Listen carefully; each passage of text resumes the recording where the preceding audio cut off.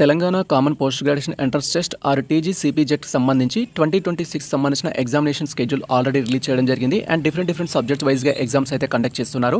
ఇది ప్రాసెస్లో భాగంగా MCom or master of commerce సంబంధించిన ఎగ్జామ్ అనేది ఇంకొక 2 డేస్లో అయితే మనకు కండక్ట్ చేస్తున్నారు యాజ్ పర్ స్కెడ్యూల్ ప్రకారం. సో ఎవరైతే ఎగ్జామినేషన్ రాయడానికి వెళ్తున్న ఆ స్టూడెంట్స్ ఉన్నారో సో ఇన్ని రోజులు మీరు ప్రిపేర్ అయ్యింది కాక సో లాస్ట్ మినిట్స్ అనేది ఏ టాపిక్స్ అనేది మీరు ప్రిపేర్ అయినట్టయితే బెటర్ స్కోర్ తెచ్చుకోవడానికి ఛాన్స్ ఉంటుంది అనే టాపిక్ గురించి వీడియోలో మనం డీటెయిల్గా తెలుసుకుందాం. సో నేను చెప్పే టాపిక్స్ అనేది ఖచ్చితంగా మీరు కవర్ చేసినట్టయితే మీరు సిపిజెట్ ఎగ్జామ్లో ఎంకామ్ ఎంట్రన్స్ టెస్ట్కి సంబంధించి బెటర్ స్కోర్ తెచ్చుకోవడానికి అయితే ఛాన్స్ ఉంటుంది. మీరు బెటర్ స్కోర్ తెచ్చుకున్నట్టయితే టాప్ యూనివర్సిటీస్లో సీట్ తీసుకోవడానికి అయితే ఛాన్స్ ఉంటుంది.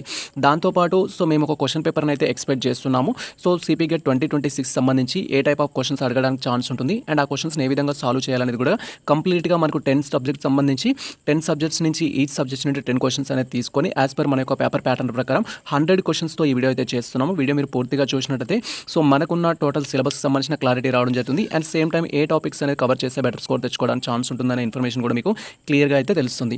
Welcome to the masters education. నేను మీ సత్య. ప్రజెంట్ వచ్చేసి మనం సిపిగెట్ ఎంట్రన్స్ టెస్ట్కి సంబంధించి లేదా ఎంకామ్ ఎంట్రన్స్ టెస్ట్కి సంబంధించి లాస్ట్ మినిట్స్లో ఏ టాపిక్స్ అనేది కవర్ చేస్తూ ప్రిపేర్ అవ్వాలనే టాపిక్తో పాటు సో మేము ఎక్స్పెక్ట్ చేసిన క్వశ్చన్ పేపర్ని కూడా మీకు అయితే షేర్ చేస్తున్నాము. మీరు ఇక్కడ క్లియర్గా అబ్జర్వ్ చేయొచ్చు. ఫస్ట్ వచ్చేసి మీరు ఏ టాపిక్స్ అనేది కవర్ చేస్తూ ప్రిపేర్ అయితే బెటర్ స్కోర్ తెచ్చుకోవడానికి ఛాన్స్ ఉంటుందని ఇక్కడ నేను డీటెయిల్గా అయితే ఎక్స్ప్లెయిన్ చేస్తాను. అండ్ ఆఫ్టర్ దట్ మనకున్న 100 క్వశ్చన్స్ ఏవైతే ఉంటాయో వన్ బై వన్ అనేది మనం డీటెయిల్గా అయితే తెలుసుకుందాం. మీరు మన ఛానల్కి ఫస్ట్ టైం వచ్చినట్లయితే ప్రీవియస్లో ఆల్రెడీ మేము సో డిఫరెంట్ సబ్జెక్ట్స్ సంబంధించి 2018 నుంచి 2025 వరకు సో ఏ సబ్జెక్ట్ నుంచి ఏ క్వశ్చన్స్ అడగడం జరిగింది, వాటిని ఏ విధంగా సాల్వ్ చేయాలని డీటెయిల్ వీడియో అయితే చేయడం జరిగింది సెషన్ వైజ్గా. ఆ వీడియోస్ చూసినట్లయితే మీకు క్లారిటీ వస్తుంది.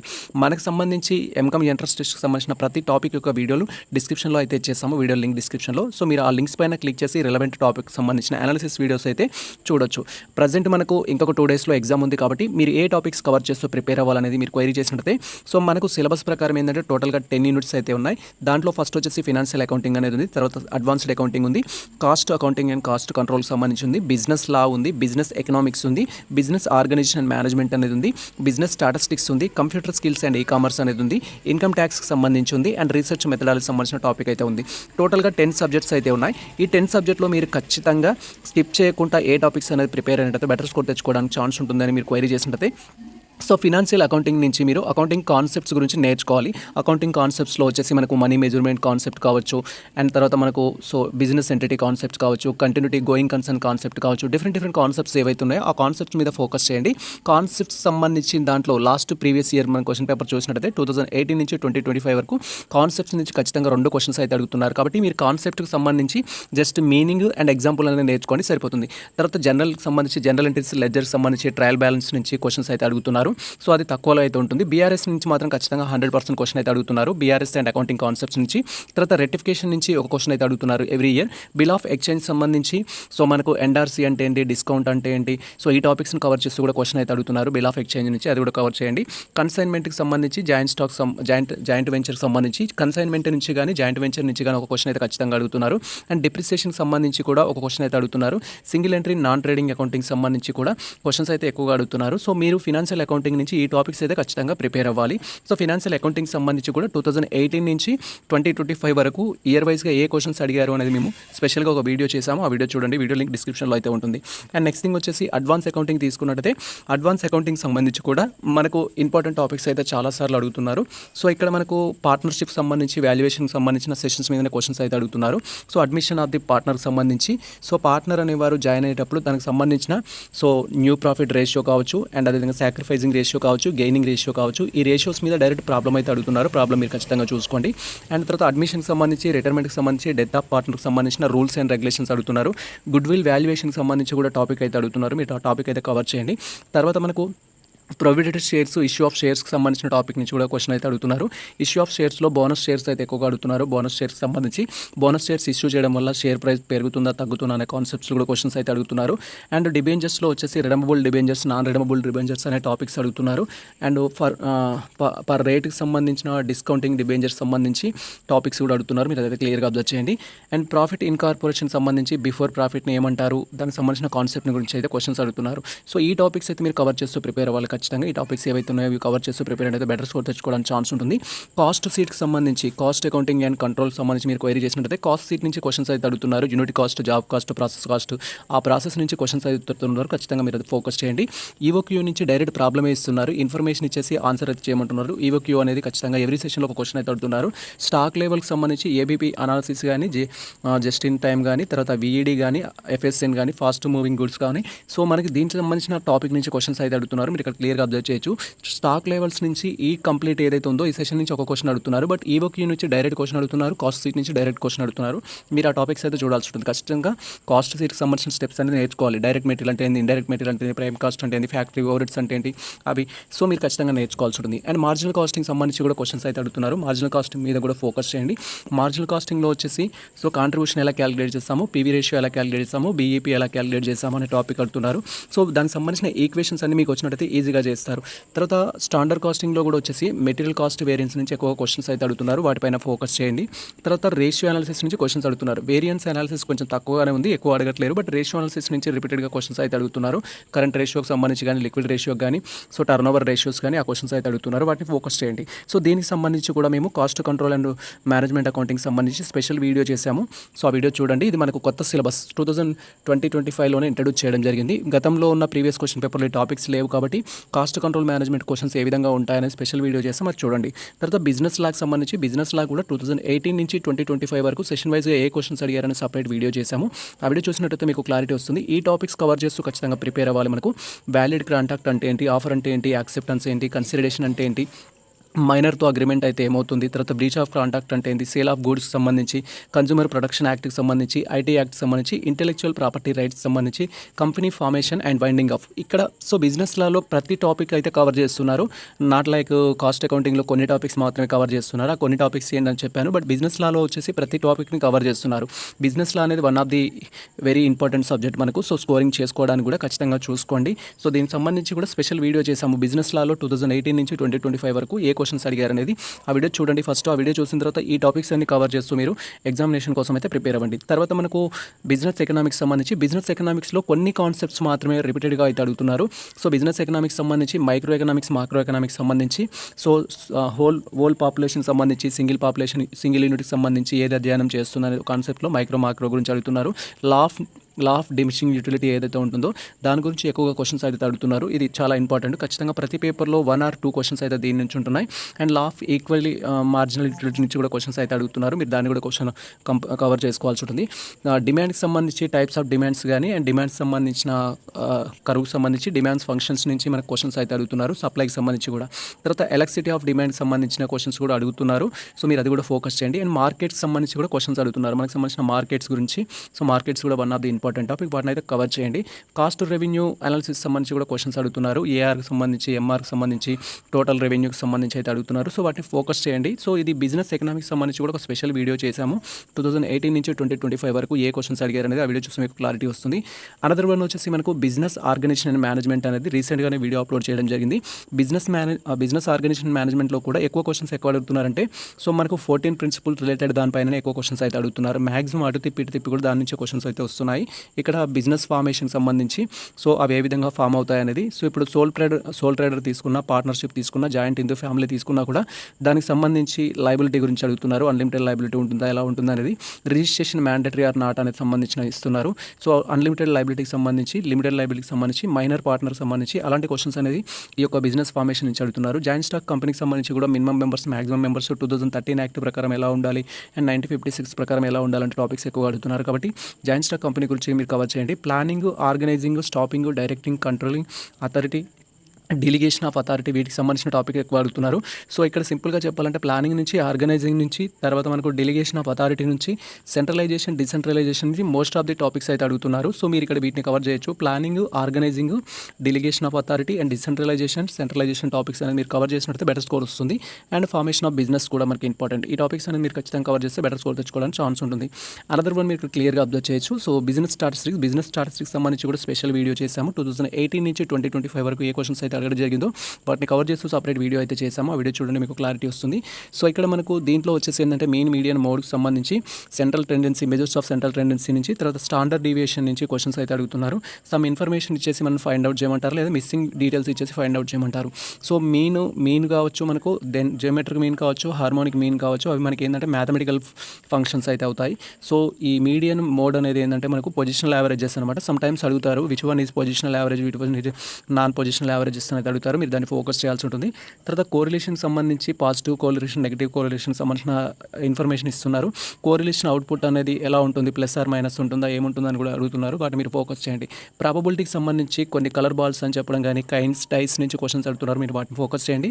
ఇండెక్స్లో వచ్చేసి ఫిషర్స్ ఇండెక్స్ అయితే మనకు వెరీ ఇంపార్టెంట్. ఫిషర్స్ ఇండెక్స్కి సంబంధించి అయితే క్లారిటీగా మీరు అబ్జర్వ్ చేయండి. సో తర్వాత మనకు నార్మల్ డిస్ట్రిబ్యూషన్ నుంచి అయితే క్వశ్చన్స్ అడుగుతున్నారు. నార్మల్ డిస్ట్రిబ్యూషన్కి సంబంధించిన కర్వ్ అనేది ఎలా ఉంటుంది, ఇఫ్ ఇట్ ఈస్ పాజిటివ్ కానీ నెగిటివ్ కానీ కర్వ్ అనేది ఎలా ఉంటుంది, మెయిన్ మీడియన్ మోడ్ ఆల్ ఈక్వల్గా ఉన్నప్పుడు నార్మల్ డిస్ట్రిబ్యూషన్ సంబంధించిన కర్వ్ అనేది సిమెట్రిక్లో అయితే ఉంటుంది. దానికి సంబంధించిన టాపిక్ నుంచి కూడా క్వశ్చన్స్ అయితే అడుగుతున్నారు. మీరు వాటిని ఫోకస్ చేయండి. అనదర్ వన్ వచ్చేసి మనకు one of the easiest subject అనమాట ఈజీ. సో మీకు కంప్యూటర్ సంబంధించిన బేసిక్ స్కిల్స్ ఉంటే 10కి 10 మార్క్స్ వచ్చే సబ్జెక్ట్ ఏంటి అంటే కంప్యూటర్ స్కిల్స్ అండ్ ఈ-కామర్స్ సంబంధించి అయితే ఉంటుంది. బేసిక్ కంప్యూటర్ స్కిల్స్కి సంబంధించి లైక్ కంప్యూటర్ సంబంధించిన హార్డ్వేర్ అండ్ సాఫ్ట్వేర్కి సంబంధించి, మెమరీ యూనిట్ గురించి అండ్ దానికి సంబంధించిన మెయిన్ బాడీ పార్ట్కి సంబంధించి, అండ్ అదేవిధంగా సో ర్యామ్, రోమ్కి సంబంధించి, సో వలైట్, నాన్ వలైట్ మెమరీస్ గురించి ఎక్కువ అయితే అడుగుతున్నారు. మీరు వాటిని ఫోకస్ చేయండి. తర్వాత మనకు సో సిస్టమ్ సాఫ్ట్వేర్ అంటూ అండ్ ఆపరేటింగ్ సాఫ్ట్వేర్ అంటూ, స్పెషల్ అప్లికేషన్ సాఫ్ట్వేర్ అంటూ అడుగుతున్నారు. సో మనకు ఎంఎస్ వర్డ్ అనేది డాక్యుమెంట్స్ కోసం, ఎక్సెల్ అనేది టేబుల్ కోసం క్రియేట్ చేస్తాము, పవర్ పాయింట్ అనేది సో క్లాసెస్ ప్రజెంటేషన్ కోసం క్రియేట్ చేస్తాము. ఈ థింగ్ గుర్తుంచుకోవాలి. ఇంటర్నెట్కి సంబంధించి, వరల్డ్ వైడ్ వెబ్కి సంబంధించి, ఈ-కామర్స్ గురించి క్వశ్చన్స్ అడుగుతున్నారు. డిజిటల్ పేమెంట్ గురించి, ఫిన్టెక్స్ గురించి కూడా అయితే క్వశ్చన్స్ అడుగుతున్నారు. సో ఇవి జనరల్గా అయితే మీరు ఫోకస్ చేయాల్సి ఉంటుంది. అండ్ అదేవిధంగా కమ్యూనికేషన్ ప్రాసెస్లో వచ్చేసి సైబర్ సెక్యూరిటీ గురించి కూడా క్వశ్చన్స్ అయితే అడుగుతారు. మీరు వాటిని అయితే ఫోకస్ చేయండి. సో లైక్ వైరస్ అంటే ఏంటి, అండ్ దానికి సంబంధించిన వామ్స్ అంటే ఏంటి అనేది కూడా అడగడానికి ఛాన్స్ ఉంటుంది. ఫిషింగ్ అంటే ఏంటి అనేది కూడా అడగడానికి ఛాన్స్ ఉంటుంది. అవి మీరు ఫోకస్ చేయండి. కంప్యూటర్ స్కిల్స్కి సంబంధించి కూడా సపరేట్ వీడియో చేసాము. ఆ వీడియో చూస్తే మీకు క్లారిటీ వస్తుంది. దెన్ నెక్స్ట్ వన్ వచ్చేసి ఏంటంటే ఇన్కమ్ ట్యాక్స్ అండ్ జిఎస్టీకి సంబంధించి మీరు క్లియర్గా అబ్జర్వ్ చేయొచ్చు. రెసిడెన్షియల్ స్టేటస్ సంబంధించి అడుగుతున్నారు. సో ఇండియనా, నాన్ ఇండియనా అనేది, ఎన్ని డేస్ ఉంటే రెసిడెన్స్ అంటారు, ఎన్ని డేస్ ఇండియాలో ఉంటే తనని ఆర్డినరీ రెసిడెన్స్ ఉంటే ట్రీట్ చేస్తారనే టాపిక్ గురించి కూడా క్వశ్చన్స్ అడుగుతున్నారు. మీరు ఒకసారి బేసిక్గా చూడండి.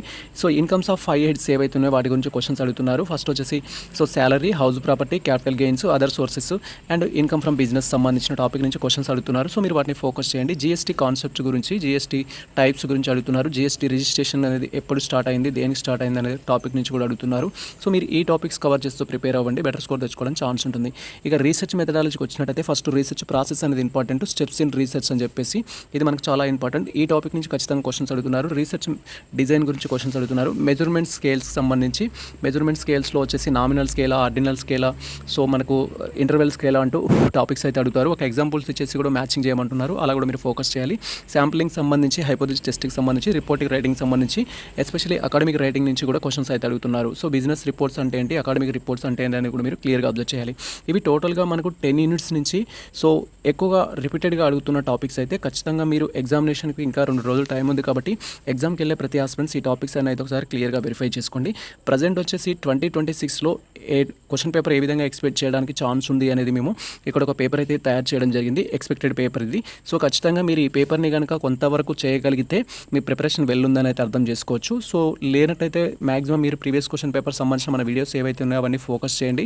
కొంతవరకు మీకు ఖచ్చితంగా ప్రీవియస్ క్వశ్చన్ పేపర్ ప్రిపేర్ అవ్వడం వల్ల బెటర్ స్కోర్ రావడానికి అయితే ఛాన్స్ ఉంటుంది. సో కాబట్టి ఆ రిలవెంట్ టాపిక్స్ని కూడా కవర్ చేయాలి. ఒక క్వశ్చన్లో ఒక టాపిక్ వచ్చిందంటే ఆ టాపిక్ సరౌండింగ్లో ఉన్న టాపిక్స్ అన్ని మీరు కవర్ చేస్తూ ప్రిపేర్ అవ్వడానికి అయితే ప్రయత్నించండి. సో ఇక వీడియోని లెంత్ చేయకుండా డైరెక్ట్గా మనకు టాపిక్ అయితే వెళ్ళిపోదాము. సో ఇది మనకు మెయిన్ పర్పస్ ఏంటంటే ఎవరైతే తెలంగాణ సిపి గేట్ 2026 సంబంధించిన ఎంట్రన్స్ టెస్ట్ రాస్తున్న ఆస్పిరెంట్స్ ఉన్నారో ఎంకామ్కి సంబంధించి, సో మనకు సబ్జెక్ట్ వైజ్గా టోటల్ 10 సబ్జెక్ట్స్ అయితే ఉన్నాయి. ఫినాన్షియల్ అకౌంటింగ్ నుంచి లాస్ట్ రీసెర్చ్ మెథడాలజీ వరకు ప్రతి సబ్జెక్ట్ నుంచి 10 క్వశ్చన్స్ అనేది ఏ విధంగా ఎక్స్పెక్ట్ చేయొచ్చు అనేది ఇక్కడ డీటెయిల్గా తెలుసుకుందాం. అండ్ దానికి సంబంధించిన ఎక్స్ప్లెనేషన్ కూడా నేను మీకు క్లియర్గా అయితే అందిస్తాను. మీరు ఇక్కడ క్లియర్గా అబ్జర్వ్ చేయొచ్చు. According to money measurement concept, which of the following will be recorded in the books of accounts అనేది ఇవ్వడం జరిగింది. సో మనీ మెజర్మెంట్స్ కాన్సెప్ట్ ప్రకారం ఏంటంటే accounting must in, so money in terms of మనీలో ఉండాలి. ఇన్ టర్మ్స్ ఆఫ్ మనీలో ఉంటే మాత్రమే దాన్ని మనం ఏం చేస్తామంటే అకౌంట్స్లో రికార్డ్ చేస్తాం. సో వితౌట్ మనీ ట్రాన్సాక్షన్ మనం అకౌంట్స్లో రికార్డ్ చేయము. ఇది మనకు స్టార్టింగ్లో చెప్పడం జరిగింది. అకౌంటింగ్ తీసుకున్నట్టయితే అకౌంటింగ్ కాన్సెప్ట్స్ గురించి క్వశ్చన్స్ అడుగుతున్నారని, బిజినెస్ ఎంటిటీ కాన్సెప్ట్స్ కావచ్చు, మనీ మెజర్మెంట్ కాన్సెప్ట్స్ కావచ్చు, గోయింగ్ కన్సర్న్ కాన్సెప్ట్ కావచ్చు, డిఫరెంట్ కాన్సెప్ట్స్ ఏవైతే ఉన్నాయో సో కాస్ట్ కన్సెప్ట్ కాన్సెప్ట్ సంబంధించి ఇలా క్వశ్చన్స్ అయితే అడుగుతారు. దీని ప్రకారం ఏంటంటే మనీ అనేది మ్యాండేటరీ. సో ఇక్కడ అకౌంటింగ్ అనేది గుడ్ రిలేషన్ విత్ కస్టమర్స్ అనేది రికార్డ్ చేయదు, వాళ్ళకి సంబంధించిన హానెస్టీని రికార్డ్ చేయదు, మేనేజర్స్ సంబంధించిన క్వాలిటీ లీడర్షిప్ని రికార్డ్ చేయదు. జస్ట్ వాళ్ళు ఏం రికార్డ్ చేయడం జరుగుతుందంటే అకౌంటింగ్లో మనకు క్యాష్ ఈక్వాలెంట్ ట్రాన్సాక్షన్స్ ఏదైతే ఉంటుందో మనీ మెజర్మెంట్ కాన్సెప్ట్ మాత్రమే రికార్డ్ చేస్తారు. ఎగ్జాంపుల్కి ఏంటంటే ఇక్కడ బిల్లింగ్ పర్చేస్ ఫర్ క్యాష్ అనేది అయితే ఉంది, ఇది మనకి ఎగ్జాంపుల్ అనమాట. So accounting transaction recorded in books, measurement of the money only అనమాట. దెన్ అనదర్ క్వశ్చన్ మీరు ఇక్కడ క్లియర్గా అబ్జర్వ్ చేయొచ్చు. Which of the following error will not affected the agreement of the trial balance అనేది ఇవ్వడం జరిగింది. సో క్రింది లోపాలలో ఏది ట్రయల్ బ్యాలెన్స్ని సరిపోలడానికి ప్రభావం చేయదు అని ఉంది. సో ఇక్కడ మీరు క్లియర్గా అబ్జర్వ్ చేయొచ్చు. ఏ లోపాలు అంటే మనకు ప్రిన్సిపల్ ఆఫ్ ఎర్రర్ అనేది కరెక్ట్ అనమాట. ఇక్కడ ప్రిన్సిపల్ ఆఫ్ ఎర్రర్ అనేది పోస్టింగ్ అనేది కనుక for example debit side 4500 credit 5400 చేసామనుకోండి, మనకి ఈజీగా తెలిసిపోతుంది. సో మిస్టేక్ జరిగింది అనేది తెలిసిపోతుంది. తర్వాత posting one side only, debit side మాత్రమే 500 రాసి క్రెడిట్ సైడ్ రాయలేదనుకో, అది కూడా తెలిసిపోతుంది అనమాట. తర్వాత రాంగ్ టోటలింగ్ అనేది ఫర్ ఎగ్జాంపుల్ 500ని కాస్త 5000 అని చూపించామనుకోండి, అది కూడా మనకు తెలిసిపోతుంది మిస్టేక్ అనేది. కానీ ఇక్కడ ఎర్రర్ ఆఫ్ ది ప్రిన్సిపల్ ఏంటి అంటే మనకు బోత్ సైడ్ ప్యారలల్గా మిస్టేక్ అయితే చేస్తారు. Error of the principle means సింపుల్గా చెప్పాలంటే ఇప్పుడు మనకు శాలరీ అనేది ఉంది, శాలరీ అనేది పేమెంట్ కదా. సో పేమెంట్ డైరెక్ట్గా దాన్ని పేమెంట్ అకౌంట్లో రాస్తాం, అదర్ రిలేవెంట్ పేమెంట్ అకౌంట్లో చేసినప్పుడు ఏమవుతుందంటే పేమెంట్ అనేది ఎప్పుడైనా కూడా మనకు క్రెడిటే చేస్తాం కాబట్టి ఇది కూడా బై డిఫాల్ట్గా ఏమవుతుందంటే దానికి సంబంధించిన దాంట్లోకి వెళ్ళి ఈక్వల్గా అయితే చూపిస్తుంది. మన ట్రయల్ బ్యాలెన్స్లో దాన్ని ఫైండ్ అవుట్ చేయలేమన్నమాట. అలా అనమాట దానికి సంబంధించిన ట్రాన్సాక్షన్ బట్టి. దానికి సంబంధించిన రిలవెంట్ అకౌంట్లో అయినప్పటికీ కూడా మనం డిడక్షన్స్ లాగానే డిడక్ట్ చేసి చూపిస్తాం కాబట్టి మనకి ఏంటంటే బోత్ సైడ్ అనేది టాలీ అవుతుంది. టాలీ అయినప్పుడు ఆ మిస్టేక్ని మనం ఐడెంటిఫై చేయలేం. ఆ ట్రాన్సాక్షన్ సంబంధించిన కాన్సెప్ట్ అయితే అడగడం జరిగింది. అనదర్ క్వశ్చన్ మీరు ఇక్కడ క్లియర్గా అబ్జర్వ్ చేయొచ్చు. Goods worth 40,000 are destroyed by fire, the insurance company is obligated to claim 32,000 అయితే ఇవ్వడం జరిగింది. గూడ్స్ అనేది ఇక్కడ ఏంటంటే క్లియర్గా అబ్జర్వ్ చేయొచ్చు. ఒక 40,000 సంబంధించిన గూడ్స్ అయితే డిస్ట్రాయ్ కావడం జరిగింది. ఇన్సూరెన్స్ కంపెనీ వాళ్ళు వచ్చేసి 32,000 అయితే మనకు క్లైమ్ చేసుకోవడానికి అయితే అవకాశం ఇవ్వడం జరిగింది. అయితే అబ్నార్మల్ లాస్ ఏంటి అనేది క్వైరీ చేయడం జరిగింది. మీరు ఇక్కడ క్లియర్గా అబ్జర్వ్ చేయొచ్చు. దానికి సంబంధించిన అబ్నార్మల్ లాస్ ఫైండ్ అవుట్ చేయాలి అంటే abnormal loss is equal to ఏంటి అంటే యాక్చువల్ లాస్ మైనస్ క్లైమ్ అయితే ఏదో ఉందో దాన్ని తీసేస్తాము. దట్ ఈస్ 40,000 మైనస్ 32,000 చేస్తే మనకు ఆన్సర్ వచ్చేసి 8,000 అయితే అవుతుంది. కరెక్ట్ ఆన్సర్ వచ్చేసి 8,000. బట్ ఇక్కడ డ్యూ టు సమ్ రీజన్స్ వల్ల టెక్స్ట్ మిస్టేక్ అయి ఉండొచ్చు, మేము ప్రిపేర్ చేసేటప్పుడు టెక్స్ట్ మిస్టేక్ అయి ఉండొచ్చు. ఇక్కడ కరెక్ట్ ఆన్సర్ వచ్చేసి 8,000 అయితే కరెక్ట్ ఆన్సర్ దీనికి. మీరు కూడా ఒకసారి ప్రాక్టీస్ చేయండి. థర్డ్ వన్ అయితే కరెక్ట్ ఆన్సర్ వచ్చేసి 8,000 అనమాట. నెక్స్ట్ వన్ వచ్చేసి మీరు ఇక్కడ క్లియర్గా అబ్జర్వ్ చేయొచ్చు. Which of the following is real account అనేది ఇవ్వడం జరిగింది. రియల్ అకౌంటింగ్ రూల్స్కి సంబంధించి కూడా మీరు తెలుసుకోవాలి క్లియర్గా. అకౌంటింగ్ రూల్స్ ప్రకారం ఏంటంటే పర్సనల్ అకౌంట్ ఉంటుంది, నామినల్ అకౌంట్ ఉంటుంది, రియల్ అకౌంట్ ఉంటుంది. Personal account related to persons. Debit వచ్చేసి రిసీవర్ ఉంటారు, క్రెడిట్ వచ్చేసి గివర్ అయితే ఉండడం జరుగుతుంది. నామినల్ అకౌంట్ వచ్చేసి ఆల్ ఎక్స్పెన్సెస్ అనేది డెబిట్ చేస్తాము అండ్ ఆల్ ఇన్కమ్స్ అనేది వచ్చేసి క్రెడిట్ చేయడం జరుగుతుంది. లేదా ఆల్ లాసెస్ అనేది డెబిట్ చేస్తాము, ఆల్ ప్రాఫిట్స్ అనేది క్రెడిట్ చేయడం జరుగుతుంది. Real account are related to assets, what comes in to the business debit చేస్తాం, what goes out to the credit అనేది మనం క్రెడిట్ చేయడం జరుగుతుంది. అయితే వేజెస్ అనేది ఎక్స్పెండిచర్, కమిషన్ అనేది income or expenditure, rent account అనేది ఎక్స్పెండిచర్ అవుతుంది. ఇక్కడ రియల్ అకౌంట్ ఏది అన్నారు కాబట్టి real account is related to furniture అనేది చెప్పొచ్చు. వేజెస్ అనేది ఏమవుతుంది నామినల్ అవుతుంది, కమిషన్ నామినల్ అవుతుంది, రెంట్ కూడా నామినల్ అవుతుంది. B1 వచ్చేసి మనకి కరెక్ట్ ఆన్సర్. అనదర్ వన్ మీరు క్లియర్గా అబ్జర్వ్ చేయొచ్చు. A check is deposited into bank on 30 March was credited by the bank on 2nd April. While preparing the bank reconciliation statement as on 31st March, this item should be అనేది ఇవ్వడం జరిగింది. మీరు ఇక్కడ క్లియర్గా observe చేయొచ్చు. మనకు ఇది bank reconciliation స్టేట్మెంట్కి సంబంధించిన ప్రాబ్లం అయితే ఇచ్చారు, క్యాష్ బుక్కి సంబంధించి ఇచ్చారు అండ్ పాస్బుక్కి సంబంధించిన ఇన్ఫర్మేషన్ అయితే ఇచ్చారు. చెక్ అనేది చెక్ డిపాజిటెడ్ ఇంటూ బ్యాంక్ అని చెప్పారు. బ్యాంక్లో డిపాజిట్ చేస్తున్నది మనం ఎక్కడ డిపాజిట్ చేస్తాం ఫస్ట్ అంటే దానికి సంబంధించి ఒక 500 అనుకుందాం. ఇక్కడ డిపాజిట్ చేయడం జరిగింది. ఇక్కడ డిపాజిట్ చేస్తే రూల్స్ అండ్ రెగ్యులేషన్ ప్రకారం ఎక్కడ డిపాజిట్ క్రెడిట్ అవ్వాలి, బ్యాంక్లో వచ్చేసి క్రెడిట్ అవ్వాలి. కానీ బ్యాంక్లో క్రెడిట్ అవ్వలేదు. ఎప్పటి వరకు అవ్వలేదు అంటే 31st March వరకు అవ్వలేదు. 31st March వరకు అవ్వలేదు కాబట్టి క్యాష్ బుక్ అనేది 500 ఎక్కువ చూపిస్తుంది, పాస్బుక్ అనేది 500 తక్కువగా చూపిస్తుంది. దీన్ని ఇప్పుడు చేంజ్ చేయాలి అంటే ఏంటంటే పాస్బుక్లో తగ్గించి చూపించాలి, పాస్బుక్లో రాసినట్టుగా చూపించాలి, వచ్చినట్టుగా చూపించాలి. దానికి సంబంధించిన చేంజెస్ ఎక్కడ చేయడం జరుగుతుందంటే add to the passbook bank balance అనేది ఉంటుంది. పాస్బుక్ బ్యాంక్ బ్యాలెన్స్లో అయితే యాడ్ చేయాల్సి ఉంటుంది. మీరు ఇక్కడ క్లియర్గా అబ్జర్వ్ చేయొచ్చు. ఇక్కడ కరెక్ట్ ఆన్సర్ వచ్చేసి B1 అనమాట. Check is recorded in the cash book but not at the bank balance, therefore added to the while reconciliation the bank passbook అనేది ఉంటుంది. మీరు ఇక్కడ క్లియర్గా అబ్జర్వ్ చేయొచ్చు. ఎటువంటి చేంజెస్ జరిగినా కూడా క్రెడిట్ అనేది ఇన్ టైంలో అవ్వలేదు కాబట్టి దానికి సంబంధించిన చేంజెస్ అనేది ఎక్కడ చేస్తామంటే పాస్బుక్లో అయితే చేయడం జరుగుతుంది. తర్వాత which subsidiary book is recorded credit sales goods of only అనేది ఇచ్చారు. క్రెడిట్ సేల్స్ అనేది సేల్స్ బుక్లో రికార్డ్ చేస్తాం అంతే, అంతకు మించి ఇంకేం లేదు. B1 అయితే కరెక్ట్ ఆన్సర్. మనకి సేల్స్ బుక్ సంబంధించిన కాన్సెప్ట్ తెలిసి ఉండాలి. టోటల్గా మనకు 7 సబ్సిడరీ బుక్స్ అయితే ఉంటాయి. ఫస్ట్ వచ్చేసి సేల్స్ బుక్, పర్చేస్ బుక్ అనేది ఉంటుంది. తర్వాత పర్చేస్ రిటర్న్ బుక్ అనేది ఉంటుంది, సేల్స్ బుక్ ఉంటుంది, సేల్స్ రిటర్న్ బుక్ ఉంటుంది, తర్వాత సో బిల్స్ రిసీవబుల్కి సంబంధించి బిల్స్ పేయబుల్కి సంబంధించి అయితే ఉంటుంది, బిల్స్ రిసీవబుల్ బిల్స్ పేయబుల్కి సంబంధించి. దెన్ నెక్స్ట్ థింగ్ వచ్చేసి ఏంటంటే మనకి ఇక్కడ క్యాష్ బుక్ అయితే ఉంటుంది, అండ్ తర్వాత జనరల్ పాపర్ అయితే ఉంటుంది, జనరల్ పాపర్కి సంబంధించి. సో ఇక్కడ bills receivable bills payable all cash transactions cash బుక్లో రికార్డ్ చేస్తాము, సేల్స్ రిటర్న్ సేల్స్ బుక్లో సేల్స్ రిటర్న్స్లో రికార్డ్ చేస్తాము, సేల్స్ మాత్రం సేల్స్లో రికార్డ్ చేస్తాం, పర్చేస్ రిటర్న్స్ పర్చేస్ రిటర్న్ బుక్లో రికార్డ్ చేస్తాము, పర్చేస్ని పర్చేస్ బుక్లో రికార్డ్ చేస్తాం. ఇఫ్ క్రెడిట్ ట్రాన్సాక్షన్ ఇది క్రెడిటే ఇది క్రెడిటే ఇది క్రెడిటే ఇది క్రెడిటే. ఇఫ్ ఒకవేళ క్యాష్ సేల్స్ కానీ క్యాష్ పర్చేస్ కానీ అయినట్టు క్యాష్ బుక్లో రికార్డ్ చేయడం జరుగుతుంది. క్యాష్లెస్ ట్రాన్సాక్షన్స్ ఏవైతే ఉంటాయో ఎంట్రీలో క్యాష్ అనేది లేనట్లయితే అది జనరల్ పేపర్లో అయితే రాయడం జరుగుతుంది. సో ఇక్కడ ఇన్ఫర్మేషన్ ఇచ్చారు వాటికి సంబంధించి మీరు ఇక్కడ క్లియర్గా పర్చేస్ బుక్లో క్రెడిట్ పర్చేస్ రికార్డ్ చేస్తాం, సేల్స్ బుక్లో సేల్స్ పర్చేస్ రికార్డ్ చేస్తాం, తర్వాత సేల్స్ క్యాష్ సేల్స్ అనేది రికార్డ్ చేస్తాం, పర్చేస్ బుక్లో క్రెడిట్ పర్చేస్ రికార్డ్ చేస్తాం, సేల్స్ బుక్లోనేమో సో క్రెడిట్ సేల్స్ రికార్డ్ చేస్తాం, క్యాష్ బుక్లోనేమో all cash transactions cash payments cash receipts cash sale cash purchase అని రికార్డ్ చేస్తాం. జనరల్ పేపర్లో క్యాష్లెస్ ట్రాన్సాక్షన్స్ ఏవైతే ఉంటాయో ఎంట్రీలో క్యాష్లెస్ ఎంట్రీ ఏదైతే ఉంటుందో అది రికార్డ్ చేయడం జరుగుతుంది. అనదర్ వన్ మీరు ఇక్కడ క్లియర్గా అబ్జర్వ్ చేయొచ్చు, దట్ ఈస్ 7th వన్ మీరు ఇక్కడికి అబ్జర్వ్ చేయొచ్చు. So 1st January 2025 A bill for the 8,000 drawn for 3 months అనేది ఇవ్వడం జరిగింది. Bill was discounted with bank 12% అనేది ఇవ్వడం జరిగింది. మీరు ఇక్కడ క్లియర్గా అబ్జర్వ్ చేయొచ్చు. మనకు అడిగింది ఏంటంటే డిస్కౌంట్ చార్జ్డ్ బై బ్యాంక్కి సంబంధించిన ఇన్ఫర్మేషన్ అయితే అడిగారు. సో బిల్ వచ్చేసి ఎప్పుడు డ్రా చేయడం జరిగిందంటే 1st January 2025లో అయితే బిల్ అనేది డ్రా చేయడం జరిగింది. 3 monthsకి బిల్ అనేది ఇచ్చారు కాబట్టి 3 months ఎప్పుడు అవుతుందంటే 31st March 2025 అనేది 3 months అయితే అవుతుంది. ఈ 3 monthsకి మనం క్యాలిక్యులేట్ చేయాలి.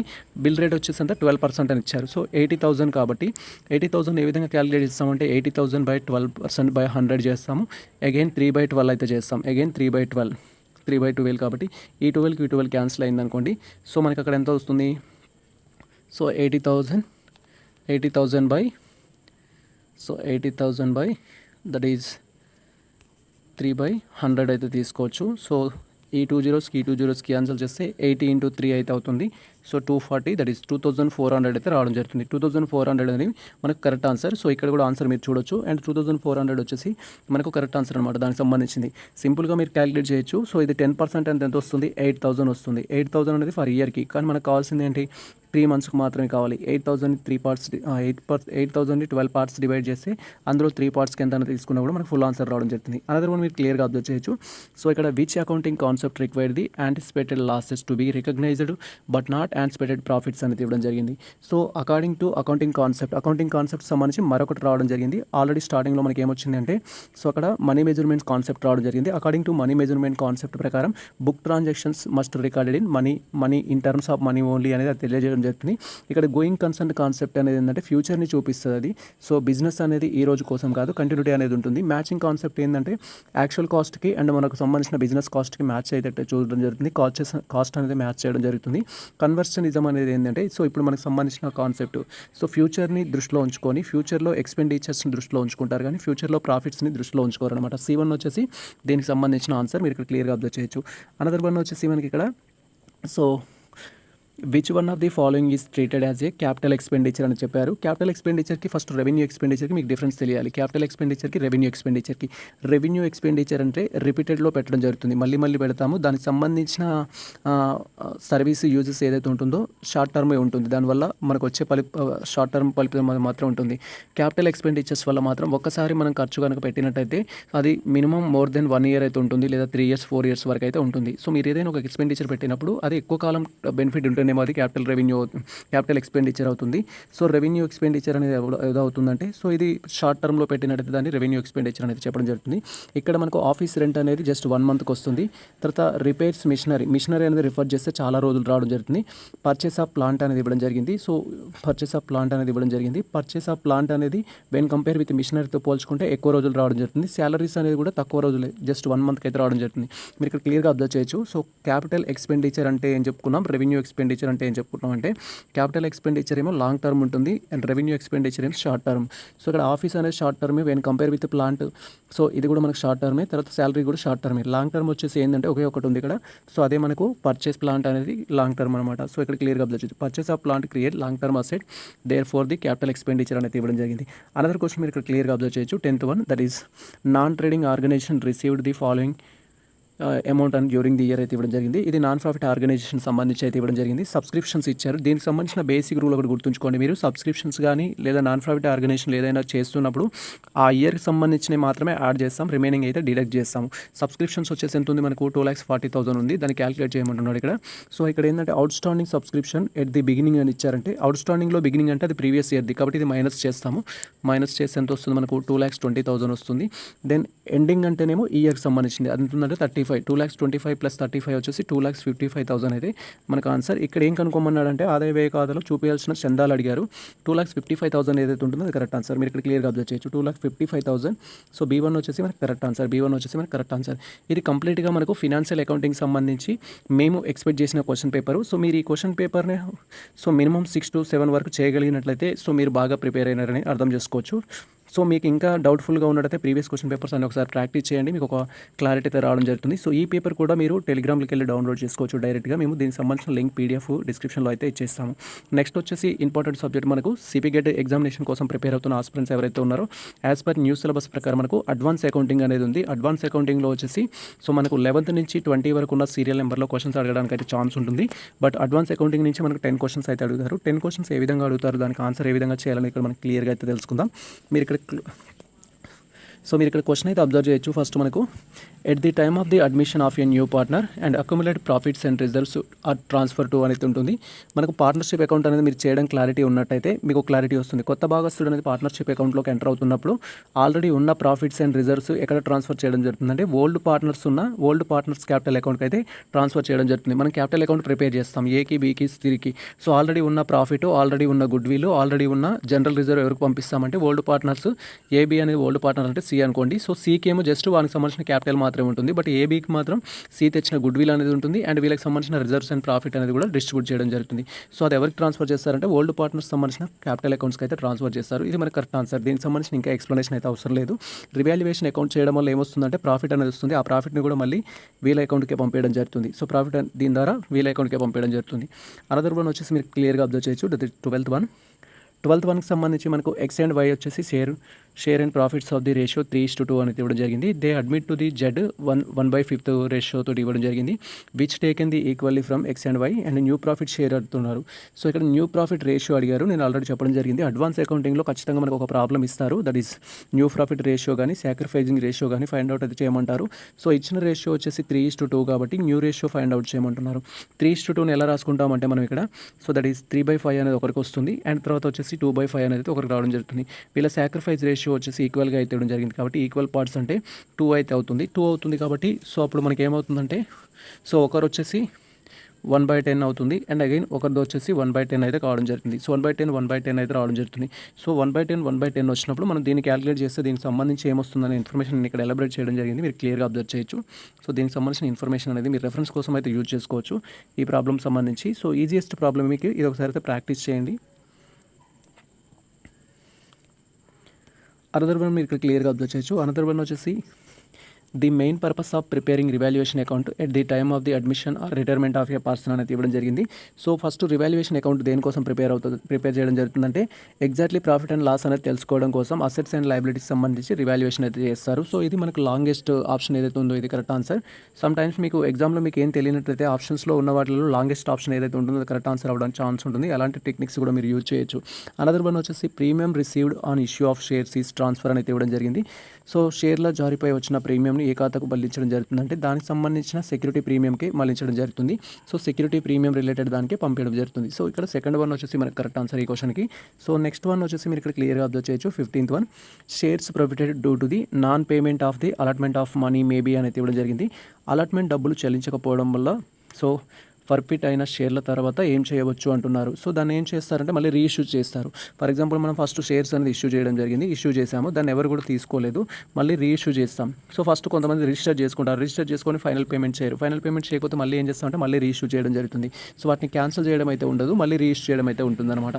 దెన్ అనదర్ క్వశ్చన్ మీరు ఇక్కడ క్లియర్గా అబ్జర్వ్ చేసి దట్ ఈస్ 16th వన్కి సంబంధించి మనకు డిస్కౌంట్ పై జారీ చేసి పార్ విలువలకు రిడీమ్ చేసిన డిబెంచర్ల పరిస్థితి ఏంటి అనేది ఇవ్వడం జరిగింది. సో దానివల్ల ఏమవుతుందంటే మనకు సంబంధించిన క్యాపిటల్ లాస్ అయితే అవుతుంది, క్యాపిటల్ లాస్ కావడం జరుగుతుంది. సో ఎందుకు అంటే సో ఇక్కడ డిస్కౌంట్ పై జారీ చేసాం, ఆల్రెడీ డిస్కౌంట్ పై జారీ చేసామంటే ఇప్పుడు 100 రూపీస్ కాస్త ఏం చేసామంటే సో 90 రూపీస్కి అయితే జారీ చేయడం జరిగింది. సో జారీ చేసిన తర్వాత దాన్ని ఏం చేశారంటే మళ్ళీ రిడమబుల్ షేర్స్ చేశారు. రిడమబుల్ షేర్స్ చేసినప్పుడు దాని అమౌంట్ ఇంక్రీజ్ అవుతుంది. అమౌంట్ ఇంక్రీజ్ అవుతే ఏమవుతుందంటే మనకి క్యాపిటల్ లాస్ కావడం జరుగుతుంది. ఎట్ పార్ అన్నప్పుడేమో ప్రైస్ పెరుగుతుంది, డిస్కౌంట్ అన్నప్పుడేమో ప్రైస్ తగ్గుతుంది. ఇప్పుడు 10% పార్ ఇచ్చారనుకోండి 95 మళ్ళీ 99 రూపీస్ అనేది మనం ఇవ్వాల్సి ఉంటుంది. 99 రూపీస్ ఇవ్వాలి కాబట్టి సో ఆల్రెడీ మనం ఏంటంటే 90 రూపీసే తీసుకున్నాం, అగైన్ 99 రూపీస్ అంటే మనకు లాస్ రావడం జరుగుతుంది. అది సిచ్యువేషన్. పార్ అన్నప్పుడు ఏంటంటే ప్రైస్ పెరుగుతుంది అండ్ తర్వాత మనకి ఏంటంటే డిస్కౌంట్ అన్నప్పుడు ప్రైస్ అయితే తగ్గుతుంది. అది మీరు గుర్తుంచుకోవాల్సి ఉంటుంది. సో ఇక్కడ క్లియర్గా అబ్జర్వ్ చేయొచ్చు discount issue on capital loss and return of where the life of the debentures సంబంధించిన ఇన్ఫర్మేషన్ అయితే ఇచ్చారు. Underwriting of shares is undertaking mainly అనేది ఇవ్వడం జరిగింది. దేనికోసం తీసుకోవడం జరుగుతుందంటే గ్యారంటీ కోసం, గ్యారంటీ సబ్స్క్రిప్షన్స్ అనేది. సో మనము షేర్స్ అనేది పర్చేస్ చేయలేనప్పుడు అండర్ రైటర్స్ అనేవాళ్ళు ఎంటర్ అవ్వడం జరుగుతుంది మనకు సంబంధించిన ఇన్వెస్ట్మెంట్ వాట్ ఎవర్ చూసుకోవడానికి. సో ఇక్కడ B1 వచ్చేసి కరెక్ట్ ఆన్సర్. దానికి సంబంధించి అగ్రిమెంట్కి సంబంధించి అయితే ఉంటుంది అండర్ రైటింగ్ అనేది. తర్వాత బోనస్ షేర్స్ ఆర్ ఇష్యూడ్ అనేది ఇవ్వడం జరిగింది. బోనస్ షేర్స్ అనేది ఎలా ఇవ్వడం జరుగుతుందంటే ప్రాఫిట్స్ నుంచి ఇవ్వడం జరుగుతుంది. ఎవరికి ఇస్తారంటే ఓల్డ్ పార్ట్నర్స్కే ఇవ్వడం జరుగుతుంది. ఓల్డ్ మెంబర్స్ ఎవరైతే ఉంటారో వాళ్ళకి ఇవ్వడం జరుగుతుంది. బోనస్ షేర్స్ వల్ల ఎటువంటి ప్రైజ్ అనేది కంపెనీకి రాదు. సో క్యాపిటల్ వాల్యూ అనేది ఏంటంటే అలాగే ఉంటుంది. So price of the share అనేది రెడ్యూస్ అవుతుంది. సో సమ్ టైమ్స్ మీకు అడగడానికి ఛాన్స్ ఉంటుంది. బోనస్ షేర్స్ ఇష్యూ చేసినప్పుడు సిచ్యువేషన్ ఏంటి అనేది price of the share value ఏదైతే ఉంటుందో అది రెడ్యూస్ అవుతుంది. నెంబర్ ఆఫ్ షేర్స్ అనేవి ఇంక్రీజ్ అవుతాయి. నెంబర్ ఆఫ్ షేర్స్ ఇంక్రీజ్ అవుతాయి, షేర్ వాల్యూ అనేది డిక్రీజ్ అవుతుంది. సో ఇది మనకు సంబంధించిన కాన్సెప్ట్ ఇక్కడ. అనదర్ వన్ మీరు క్లియర్గా అబ్జర్వ్ చేయొచ్చు that is 19th one.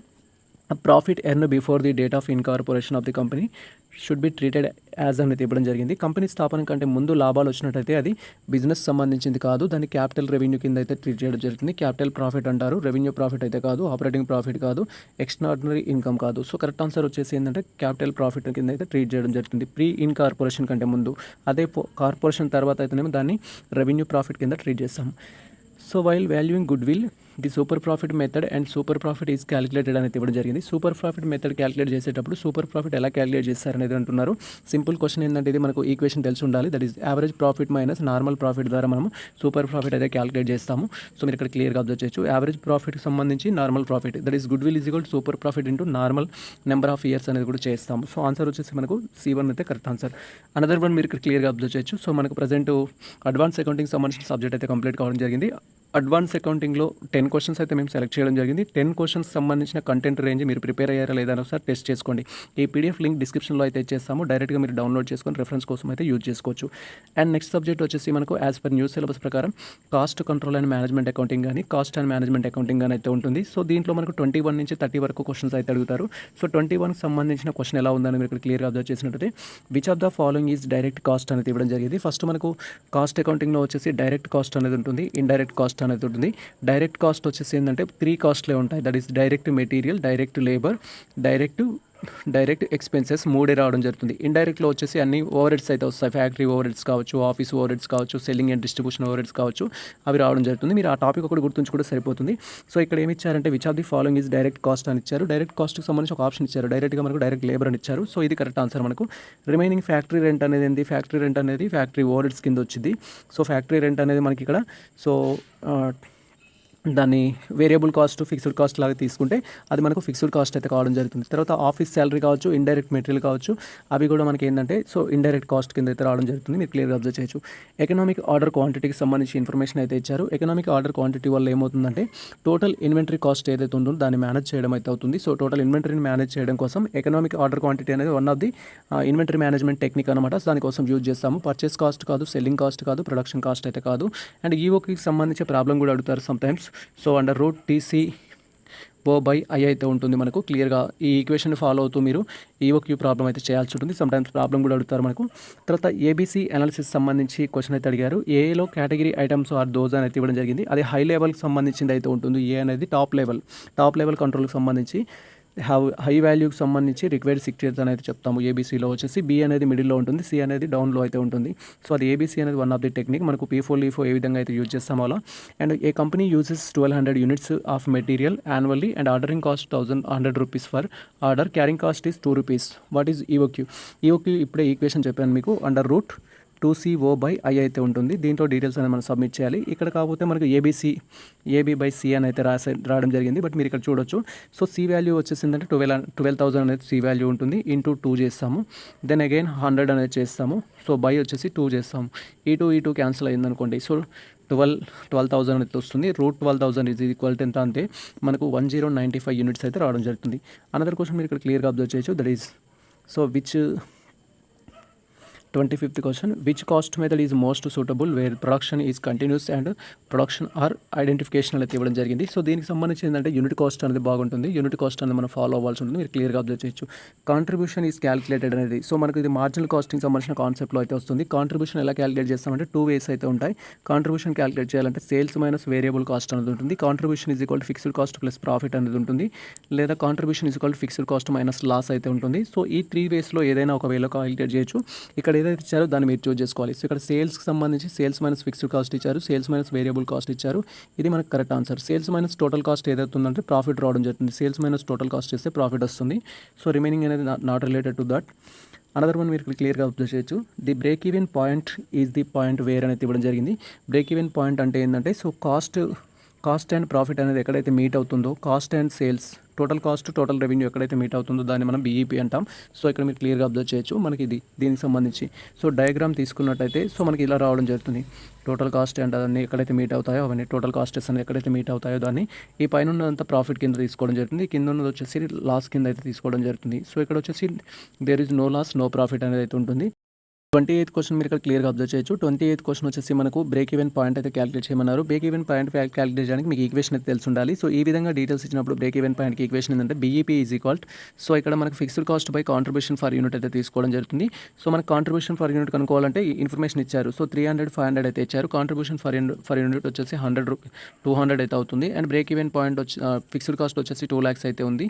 So 2 cancel అవుతుంది, 0 క్యాన్సిల్ అవుతుంది కాబట్టి మనకు 1000 యూనిట్స్ అయితే రావడం జరుగుతుంది. సో ఇది BEP calculation. BEP in units అయితే అడిగారు. ఒకవేళ BEP అమౌంట్ అడిగిన అనుకోండి 1000 into 500 రూపీస్ అయితే చేస్తాం. మళ్ళీ అగైన్ ఇది 5 lakhs అయితే రావడం జరుగుతుంది BEP ఇన్ అమౌంట్స్ అయితే. అండ్ సో BEP తర్వాత మనకి ఏంటంటే MOS సేల్స్ అయితే అడుగుతారు. That is total sales minus BEP sales చేస్తే మీకు MOS సేల్స్ అయితే రావడం జరుగుతుంది. అది మీరు గుర్తుంచుకోవాలి. ఈ టైప్ ఆఫ్ ప్రాబ్లమ్స్ ఎక్కువ అడగడానికి ఛాన్స్ ఉంటుంది. Another one which variance is calculated the difference between the standard cost and standard so actual cost అనేది ఇవ్వడం జరిగింది. దట్ ఈజ్ మార్జినల్ కాస్ట్ వేరియన్స్నే మనం ఏమంటామంటే standard cost minus actual cost అయితే చేస్తాము. That is marginal cost variance అనేది cost variance అయితే రావడం జరుగుతుంది. Cost variance is equal to standard cost minus actual cost అయితే వస్తుంది కాస్ట్ వేరియన్స్ అనేది. అనదర్ వన్ మీరు క్లియర్గా అబ్జర్వ్ చేయొచ్చు. మనకి ఇంకా రిమైనింగ్ వేరియన్స్ కూడా ఇచ్చారు. ప్రైస్ వేరియన్స్ అనేది ఏంటంటే so actual quantity minus standard price minus actual price అనేది తీసుకుంటాము. లేబర్ ఎఫిషియన్సీ వేరియన్స్ కూడా రిలేటెడ్ టు దట్. సో మీరు గుర్తుంచుకోవాల్సి ఉంటుంది. అనదర్ వన్ మీరు క్లియర్గా అబ్జర్వ్ చేయొచ్చు. Which ratio measure the efficiency of inventory management అనేది ఇవ్వడం జరిగింది. సో ఇన్వెంటరీ టర్న్ ఓవర్ రేషియోనే ఇన్వెంటరీ మేనేజ్మెంట్ అయితే క్యాలిక్యులేట్ చేస్తుంది. అంతకు మించి ఏం లేదు. సో రేషియోస్ ఇచ్చినప్పుడు చాలా ఈజీ. మనకు కరెంట్ రేషియో ఉన్నప్పుడు కరెంట్ అసెట్సే ఉంటాయి, ఫిక్స్డ్ రేషియో ఉన్నప్పుడు ఫిక్స్డ్ అసెట్సే ఉంటాయి. Like assets turn over ratio ఉన్నప్పుడు అసెట్స్ తోటే చేస్తాము. అలా ఆ టాపిక్స్ అయితే మీరు గుర్తుంచుకోవాల్సి ఉంటుంది. దెన్ మనకు CPGATE 2026 సంబంధించి సో ఎంకమ్ ఎంట్రన్స్ టెస్ట్ పార్ట్లో భాగంగా బిజినెస్ లా నుంచి ఏ క్వశ్చన్స్ అడగడానికి ఛాన్స్ ఉంటుంది అనేది మనం ఎస్టిమేట్ చేసిన కొన్ని టాపిక్స్ అయితే ఉన్నాయి. ఖచ్చితంగా ఈ టాపిక్స్ మీరు కవర్ చేస్తూ ప్రిపేర్ అవ్వచ్చు. దీనికి సంబంధించిన కంప్లీట్ PDF ఏదైతే ఉందో మీరు ఇప్పటివరకు అబ్జర్వ్ చేస్తే అది డిస్క్రిప్షన్లో ఉంటుంది. డిస్క్రిప్షన్లోకి వెళ్ళి డౌన్లోడ్ చేసుకోవచ్చు. డిస్క్రిప్షన్లో లింక్ పైన క్లిక్ చేసి మాత్రమే డౌన్లోడ్ చేసుకోండి. తర్వాత మనకు which of the following is not essential element of valid contact అనేది ఇవ్వడం జరిగింది. వ్యాలిడ్ కాంటాక్ట్లో వచ్చేసి ఏది నాట్ వ్యాలిడ్ అనేది ఇవ్వడం జరిగింది. సో ఇచ్చిన వాటిలో ఏది నాట్ వ్యాలిడ్ అంటే ఫస్ట్ కాంటాక్ట్ వ్యాలిడ్ అవ్వాలి అంటే లాఫుల్ కాన్సెప్ట్స్ ఉండాలి, ఫ్రీ కాన్సెప్ట్ అనేది ఉండాలి, కంపెంట్ ఆఫ్ పార్టీస్ అయితే ఉండాలి. సోషల్ రిలేషన్షిప్ అనేది నాట్ మ్యాండటరీ. సోషల్ రిలేషన్షిప్ ఉండాల్సిన అవసరం లేదు వెన్ అగ్రిమెంట్ బిట్వీన్ 2 parties అనేది. సో ఇది నాట్ మ్యాండటరీ. సో అసలు సోషల్ రిలేషన్షిప్ అనేది ఉండాల్సిన అవసరం లేదనమాట. And offer when acceptance become a అనేది ఇవ్వడం జరిగింది. సో ఆఫర్ అనేది ఎప్పుడైతే యాక్సెప్టెన్స్ కంప్లీట్ అవుతుందో అప్పుడు అది ప్రామిస్ రూపంలో అయితే మారడం జరుగుతుంది. ప్రామిస్ అనేది కరెక్ట్ ఆన్సర్. మనకు ఫస్ట్ వన్ వచ్చేసి అగ్రిమెంట్లోకి ఎలా మారుతుందంటే ప్రామిస్ చేసిన తర్వాత it must be in return form. Agreement అవ్వాలి అంటే it must be in return form. అది రిటర్న్ ఫామ్ అయినట్టయితే అగ్రిమెంట్ అవ్వడం జరుగుతుంది. అండ్ అగ్రిమెంట్ కాస్త which is enforceable by law. మనం పెట్టుకున్న అగ్రిమెంట్ ఏదైతే ఉంటుందో అది చట్టం ముందు ఓకే అయినట్లయితే అది మనకు కాంటాక్ట్ అయితే అవ్వడం జరుగుతుంది. కన్సిడరేషన్ అంటే రిసీవింగ్ సంథింగ్ అనమాట. ఇది ఇచ్చిన ఆప్షన్స్లో అయితే సంబంధం లేదు. ఇది ఇచ్చిన ఆప్షన్స్లో సంబంధం లేదు. ప్రామిస్ అంటేనేమో సో ఆఫర్ అనేది యాక్సెప్టెన్స్ యాక్సెప్టెన్స్తో ఆఫర్ అండ్ యాక్సెప్టెన్స్ అనేది టైప్ అయినట్టయితే ఆఫర్ ఉండాలి, తర్వాత యాక్సెప్టెన్స్ చేసినట్టయితే మనకు ఆ ప్రామిస్ అవుతుంది. సో ప్రామిస్ని కాస్త రిటర్న్ ఫామ్లో రాసుకున్నట్టయితే మనకు అది అగ్రిమెంట్ అవుతుంది. సో అగ్రిమెంట్ కాస్త చట్టం ముందు ఎన్ఫోర్సబుల్ అయినట్టయితే అది కాంట్రాక్ట్ అయితే కావడం జరుగుతుంది. సో నెక్స్ట్ క్వశ్చన్ మీరు ఇక్కడ క్లియర్గా అబ్జర్వ్ చేయొచ్చు. కన్సిడరేషన్ మీన్ అనేది ఇవ్వడం జరిగింది. కన్సిడరేషన్ అంటే రిటర్న్ సంథింగ్ అంతే, ఇంకేం లేదు. లీగల్ నోటీస్ కాదు, రిటర్న్ అగ్రిమెంట్ కాదు, రిజిస్ట్రేషన్ కాంట్రాక్ట్ కాదు. సో ఇక్కడ ఏంటంటే రిటర్న్ సంథింగ్, మనం తీసుకునేది సంథింగ్ తీసుకుంటాం, దాన్ని మనం ఇక్కడ కన్సిడరేషన్ అయితే చెప్పడం జరుగుతుంది. So a contract entered into by a minor అనేది ఇవ్వడం జరిగింది. మైనర్ అనేవారు కనుక కాంట్రాక్ట్లోకి ఎంటర్ అయినట్టయితే అది వైడ్ అవుతుంది. సో వైడ్ అయితే అవుతుంది. వ్యాలిడ్ అంటే ఏంటంటే విచ్ ఈజ్ ఎంఫోర్సబుల్ బై లా. ఖచ్చితంగా ఒక కాంట్రాక్ట్లోకి ఎంటర్ అయ్యేటప్పుడు ఏ అండ్ బి అనే వాళ్ళు ఎంటర్ అయ్యారు, ఏబి ఇద్దరు కలిసి ఫుల్ఫిల్ చేసి ఆ కాంట్రాక్ట్ని కంప్లీట్ చేసినట్టయితే అది వ్యాలిడ్ కాంట్రాక్ట్ అవుతుంది. వైడ్ కాంట్రాక్ట్ అంటే సో ఇప్పుడు ఒక పర్సన్ ఏ అనేవారు మైనర్ తోటి కాంట్రాక్ట్లోకి ఎంటర్ అయ్యారు. According to so contract act ప్రకారం మైనర్తో కాంట్రాక్ట్ పెట్టుకున్నట్టయితే అది చెల్లదనమాట. సో దాన్ని మనం వ్యాలిడ్ అనేది చెప్తాం. వైడబుల్ అంటే ఏంటి అంటే ఇక్కడ వైడబుల్ మీన్స్ సో ఎవరో ఒకరు దాన్ని ఎస్కేప్ అవుతారు, దాని నుంచి ఎవరో ఒకరు ఎస్కేప్ అవుతారు. సో ఎవరో ఒకరు ఎస్కేప్ అయ్యేటట్టయితే అది వైడబుల్ అవుతుంది. ఇల్లీగల్ అంటేనే మొత్తానికి అది క్రైమ్ రిలేటెడ్ కాబట్టి సో అది ఇల్లీగల్ కింద ఫర్ అవుతుంది. థెఫ్ట్ అనేది for example agreement between A and B అనేవారు, సో నాకు ఆ కార్ను దొంగిలించి తీసుకొచ్చి ఇచ్చేస్తే నేను ఒప్పుకుంటాను అన్నట్టయితే అది ఇల్లీగల్ కాంట్రాక్ట్ అయితే కావడం జరుగుతుంది. సో ఇక్కడ మైనర్ తోటి వచ్చేసి ఏంటంటే B1 అయితే వైడ్ కాంట్రాక్ట్ అయితే అవుతుంది. ఎగ్జాంపుల్స్ అనేది మనకు డిఫరెంట్ ఉంటాయి. మీకు సూటబుల్గా ఏదైతే ఉంటుందో దాన్ని మీరు గుర్తుంచుకోవాల్సి ఉంటుంది. And another one which of the following is remedy breach of contract అనేది ఇవ్వడం జరిగింది. బ్రీచ్ ఆఫ్ కాంట్రాక్ట్ అనేది దేని వల్ల జరుగుతుందంటే డ్యామేజెస్ వల్ల జరుగుతుంది. సో డ్యామేజెస్ అనేది ఉన్నట్టయితే బ్రీచ్ ఆఫ్ కాంట్రాక్ట్ అనేది రావడం జరుగుతుంది. రిమైనింగ్ థింగ్స్ అనేది దానికి సంబంధించింది అయితే కాదు. డిప్రిసియేషన్ కానీ అమోర్షన్ కానీ అనేది దానికి సంబంధించింది అయితే కాదు. అనదర్ వన్ మీరు ఇక్కడ క్లియర్గా అబ్జర్వ్ చేయొచ్చు. Under the sale of goods act ownership of goods is called అనేది ఇవ్వడం జరిగింది. So ownership of goods is called ఏంటంటే ప్రాపర్టీ అనేది అంటాము, దానికి సంబంధించిన ప్రాపర్టీ. సెకండ్ వన్ అయితే కరెక్ట్ ఆన్సర్. బైల్మెంట్ అనేది కాదు, పొజిషన్ అనేది కాదు, కస్టడీ అనేది కాదు. సో B1 అయితే correct answer. Property of goods in terms refer to the ownership of right in goods అనేది అంటాము. 37 వచ్చేసి the consumer protection act aim to protect అని ఉంది. ఎవరిని ప్రొటెక్ట్ చేయడానికంటే కన్జ్యూమర్ని ప్రొటెక్ట్ చేయడానికే ఉంది, అది మిగతా అయితే ఏం లేదు. సో బట్ దానికి సంబంధించిన డిస్ప్యూట్స్ సంబంధించి వివాదాలను పరిష్కరించుకోవడానికి స్టేట్ లెవెల్లో ఉంటుంది, డిస్ట్రిక్ట్ లెవెల్లో ఉంటుంది, సెంట్రల్ ఫోరం అనేది ఉంటుంది. సో డిఫరెంట్ ఫోరమ్స్ అయితే ఉంటాయి. మీరు ఫోరమ్స్ గురించి కూడా నేర్చుకోవాల్సి ఉంటుంది. తర్వాత which of the following is an intellectual property right అనేది ఇవ్వడం జరిగింది. ఇంటెలెక్చువల్ ప్రాపర్టీ రైట్ అంటే ఏంటి అని ఇచ్చారు ఇక్కడ. ట్రేడ్ మార్క్ అనేది ఇంటెలెక్చువల్ ప్రాపర్టీ రైట్, అది కరెక్ట్ ఆన్సర్. రెంట్ అగ్రిమెంట్ కాదు, తర్వాత పార్ట్నర్షిప్ డీడ్ కాదు, ఇన్సూరెన్స్ పాలసీ కాదు. ట్రేడ్ మార్క్ కావచ్చు, గుడ్ విల్, పేటెంట్స్ కావచ్చు. సో ట్రేడ్ మార్క్, పేటెంట్స్ అనేవి మనకు ఇక్కడ ఇంటెలెక్చువల్ ప్రాపర్టీ రైట్స్ కింద అయితే ట్రీట్ చేయడం జరుగుతుంది. ఇఫ్ మీ క్వశ్చన్లో ఒకసారి సమ్వేర్ మీకు కాపీ రైట్స్ కూడా ఇవ్వచ్చు. తర్వాత information technology act 2000 primarily deals with అనేది ఇవ్వడం జరిగింది. సో ఇన్ఫర్మేషన్ డీల్స్ విత్ ఏంటంటే ఇన్ఫర్మేషన్ తోటే, డిజిటల్ ఇన్ఫర్మేషన్ తోటే డీల్ చేస్తుంది. అది అగ్రికల్చర్ కాదు, లేబర్ వెల్ఫేర్ కాదు, అండ్ బ్యాంకింగ్ రెగ్యులేషన్స్ కాదు. సో ఇక్కడ కరెక్ట్ ఆన్సర్ వచ్చేసి ఏంటంటే electronic records and digital signature తోటి అయితే ఈ యొక్క ఇన్ఫర్మేషన్ యాక్ట్ అయితే డీల్ చేయడం జరుగుతుంది. అనదర్ వన్ మీరు క్లియర్గా అబ్జర్వ్ చేయొచ్చు. That is 41. A company may be homed bind up by the tribunal అనేది ఇవ్వడం జరిగింది. సో దీనికి సంబంధించి ఈ fail to the business commons with the reasonable time అనేది ఇవ్వడం జరిగింది. మీకు ఇక్కడ క్లియర్గా అబ్జర్వ్ చేయొచ్చు. దానికి సంబంధించిన రీజనబుల్ థింగ్స్ ఏవైతే ఉంటాయో దాన్ని బట్టి మాత్రమే మనం వైండ్ అప్ చేయడానికి అయితే ఛాన్స్ ఉంటుంది. హై ప్రాఫిట్స్ వస్తున్నాయని కాదు, ఇష్యూ ఆఫ్ బోనస్ షేర్స్ వల్ల కాదు, యాన్యువల్ మీటింగ్స్ అనేది కాదు, దానివల్ల కాదు. సో మెయిన్ థింగ్ వచ్చేసి ఏంటంటే so commencement of the business ఏదైతే ఉందో దానివల్ల అయితే ఉంటుంది. అనదర్ వన్ వచ్చేసి మనకు సిబికేట్ ఎంట్రన్స్ టెస్ట్కి సంబంధించి బిజినెస్ ఎకనామిక్స్ నుంచి ఏ క్వశ్చన్స్ ఎక్స్పెక్ట్ చేయడానికి ఛాన్స్ ఉంటుందని మీరు క్వైరీ చేస్తే మేము కొన్ని క్వశ్చన్స్ అయితే సజెషన్ చేస్తున్నాము. దీనికి సంబంధించిన పీడిఎఫ్ మీరు డౌన్లోడ్ చేసుకొని రెఫరెన్స్ కోసం అయితే యూజ్ చేసుకోవచ్చు. తర్వాత business economics primarily concern with అనేది ఇవ్వడం జరిగింది. సో దేనికి సంబంధించిన అంటే బిజినెస్ ఎకనామిక్స్ అనేది బిజినెస్ డిసిషన్ తీసుకోవడానికి సంబంధించింది. పాపులేషన్ సంబంధించి కాదు, ఇంటర్నేషనల్ పాలసీస్ కాదు, నేషనల్ ఇన్కమ్కి సంబంధించింది అయితే కాదు. అనదర్ మనం క్లియర్గా అబ్జర్వ్ చేయొచ్చు. అండ్ నెక్స్ట్ క్వశ్చన్ వచ్చేసి మనకు which branch of the economic studies the whole economic అనేది ఇవ్వడం జరిగింది. సో ఇక్కడ మనకు 2 ఎకనామిక్స్ పార్ట్స్ అయితే ఉంటుంది. మైక్రో అనేది ఉంటుంది, మ్యాక్రో అనేది అయితే ఉంటుంది. సో మ్యాక్రో వచ్చేసేమో హోల్ పార్ట్ గురించి స్టడీ చేస్తుంది. మైక్రో అనేది స్మాల్ పార్ట్ గురించి, చిన్న దాని గురించి చేస్తుంది. ఇది సూక్ష్మ అవుతుంది, ఇది స్థూల అవుతుంది. స్థూల ఏదైతే ఉందో మొత్తం పార్టీ గురించి అధ్యయనం చేస్తుంది. మైక్రో అయితే కాదు, మేనేజరియల్ కాదు, మ్యాక్రో వచ్చేసి కరెక్ట్ ఆన్సర్. C1 వచ్చేసి మనకి ఇక్కడ కరెక్ట్ ఆన్సర్ దీనికి. అనదర్ వన్ మీరు ఇక్కడ క్లియర్గా అబ్జర్వ్ చేయొచ్చు. So according to the law of diminishing marginal utility అనేది ఇవ్వడం జరిగింది. సో మార్జినల్ యూటిలిటీ కూడా ఏమవుతుందంటే ఎక్కువ యూనిట్స్ తీసుకోవడం వల్ల తగ్గుతుంది అనమాట. ఫర్ ఎగ్జాంపుల్ మీకు ఏంటంటే యాపిల్స్ అంటే ఇంట్రెస్ట్ ఉన్నదనుకోండి, ఫస్ట్ యాపిల్ తీసుకున్నప్పుడు మంచి సాటిస్ఫాక్షన్ అనేది ఉంటుంది. సెకండ్ యాపిల్ తీసుకున్నప్పుడు సాటిస్ఫాక్షన్ అనేది డిక్రీజ్ అవుతుంది. థర్డ్ యాపిల్ తీసుకున్నప్పుడు ఇంకా తగ్గుతూ ఉంది. సో ఇక్కడ ఏంటంటే అడిషనల్గా యూనిట్స్ తీసుకునే కొద్దీ మనకు సంబంధించిన సాటిస్ఫాక్షన్ సాటిస్ఫాక్షన్ అనేది తగ్గుతూ వస్తుందన్నమాట. తగ్గుతూ వచ్చే స్థాయిని మనం ఏమంటామంటే ఇక్కడ మార్జినల్ యూటిలిటీ అంటాం. మీకు చాక్లెట్స్ అంటే ఇష్టం అనుకోండి, ఫస్ట్ చాక్లెట్ తిన్నప్పుడు మంచి సాటిస్ఫాక్షన్ అనేది ఉంటుంది. సెకండ్ చాక్లెట్ తింటే సో ఇంకెక్కువ అలానే కంటిన్యూస్గా తినడం వల్ల ఏముంటుందంటే చాక్లెట్ మీద మనకి ఇంట్రెస్ట్ అనేది పోవడంతో పాటు సాటిస్ఫాక్షన్ అనేది ఉండదన్నమాట. సో అది దీనికి సంబంధించి simple example. Law of diminishing యూటిలిటీకి సంబంధించి మనకు బుక్స్లో వచ్చేసి యాపిల్ గురించి చెప్తారు. తర్వాత law of equi marginal utility states that the consumer maximum satisfaction అయితే ఇవ్వడం జరుగుతుంది. సో ఇది కూడా సేమ్ దానికి సంబంధించి. సో ఎప్పుడైతే మన రూపీకి తగ్గట్టుగా ఆల్ ఈక్వల్ కమాడిటీస్ మీట్ అవుతాయో, మనం 1 రూపీ పెట్టినప్పుడు 1 రూపీ ఈక్వల్గా కమాడిటీస్ ఉన్నట్టయితే, సో అమౌంట్కి తగ్గట్టుగా ప్రతిఫలం ఉన్నట్టయితే దాన్ని మనం ఏమంటామంటే ఇక్కడ సో దీనికి సంబంధించిన సూత్రం కింద ట్రీట్ చేయడం జరుగుతుంది. సెకండ్ వన్ అయితే మార్జినల్ యూటిలిటీకి సంబంధించిన కాన్సెప్ట్ అయితే అది. అనదర్ వన్ మీరు క్లియర్గా అబ్జర్వ్ చేయొచ్చు. Which of the following factor cases movement along with the demand curve అనేది ఇవ్వడం జరిగింది. సో డిమాండ్ కర్వ్కి సంబంధించి చేంజెస్ దేనివల్ల రావడం జరుగుతుంది అంటే ప్రైస్ వల్ల. డిమాండ్లో మార్పు ఎప్పుడు రావడం జరుగుతుంది? మెయిన్గా ప్రైస్ వల్ల. ఇన్కమ్ వల్ల కాదు, పాపులేషన్ వల్ల కాదు, ఫ్యాషన్ వల్ల అయితే కాదు. సో మనకు ప్రైస్ వల్ల మాత్రమే రావడం జరుగుతుంది.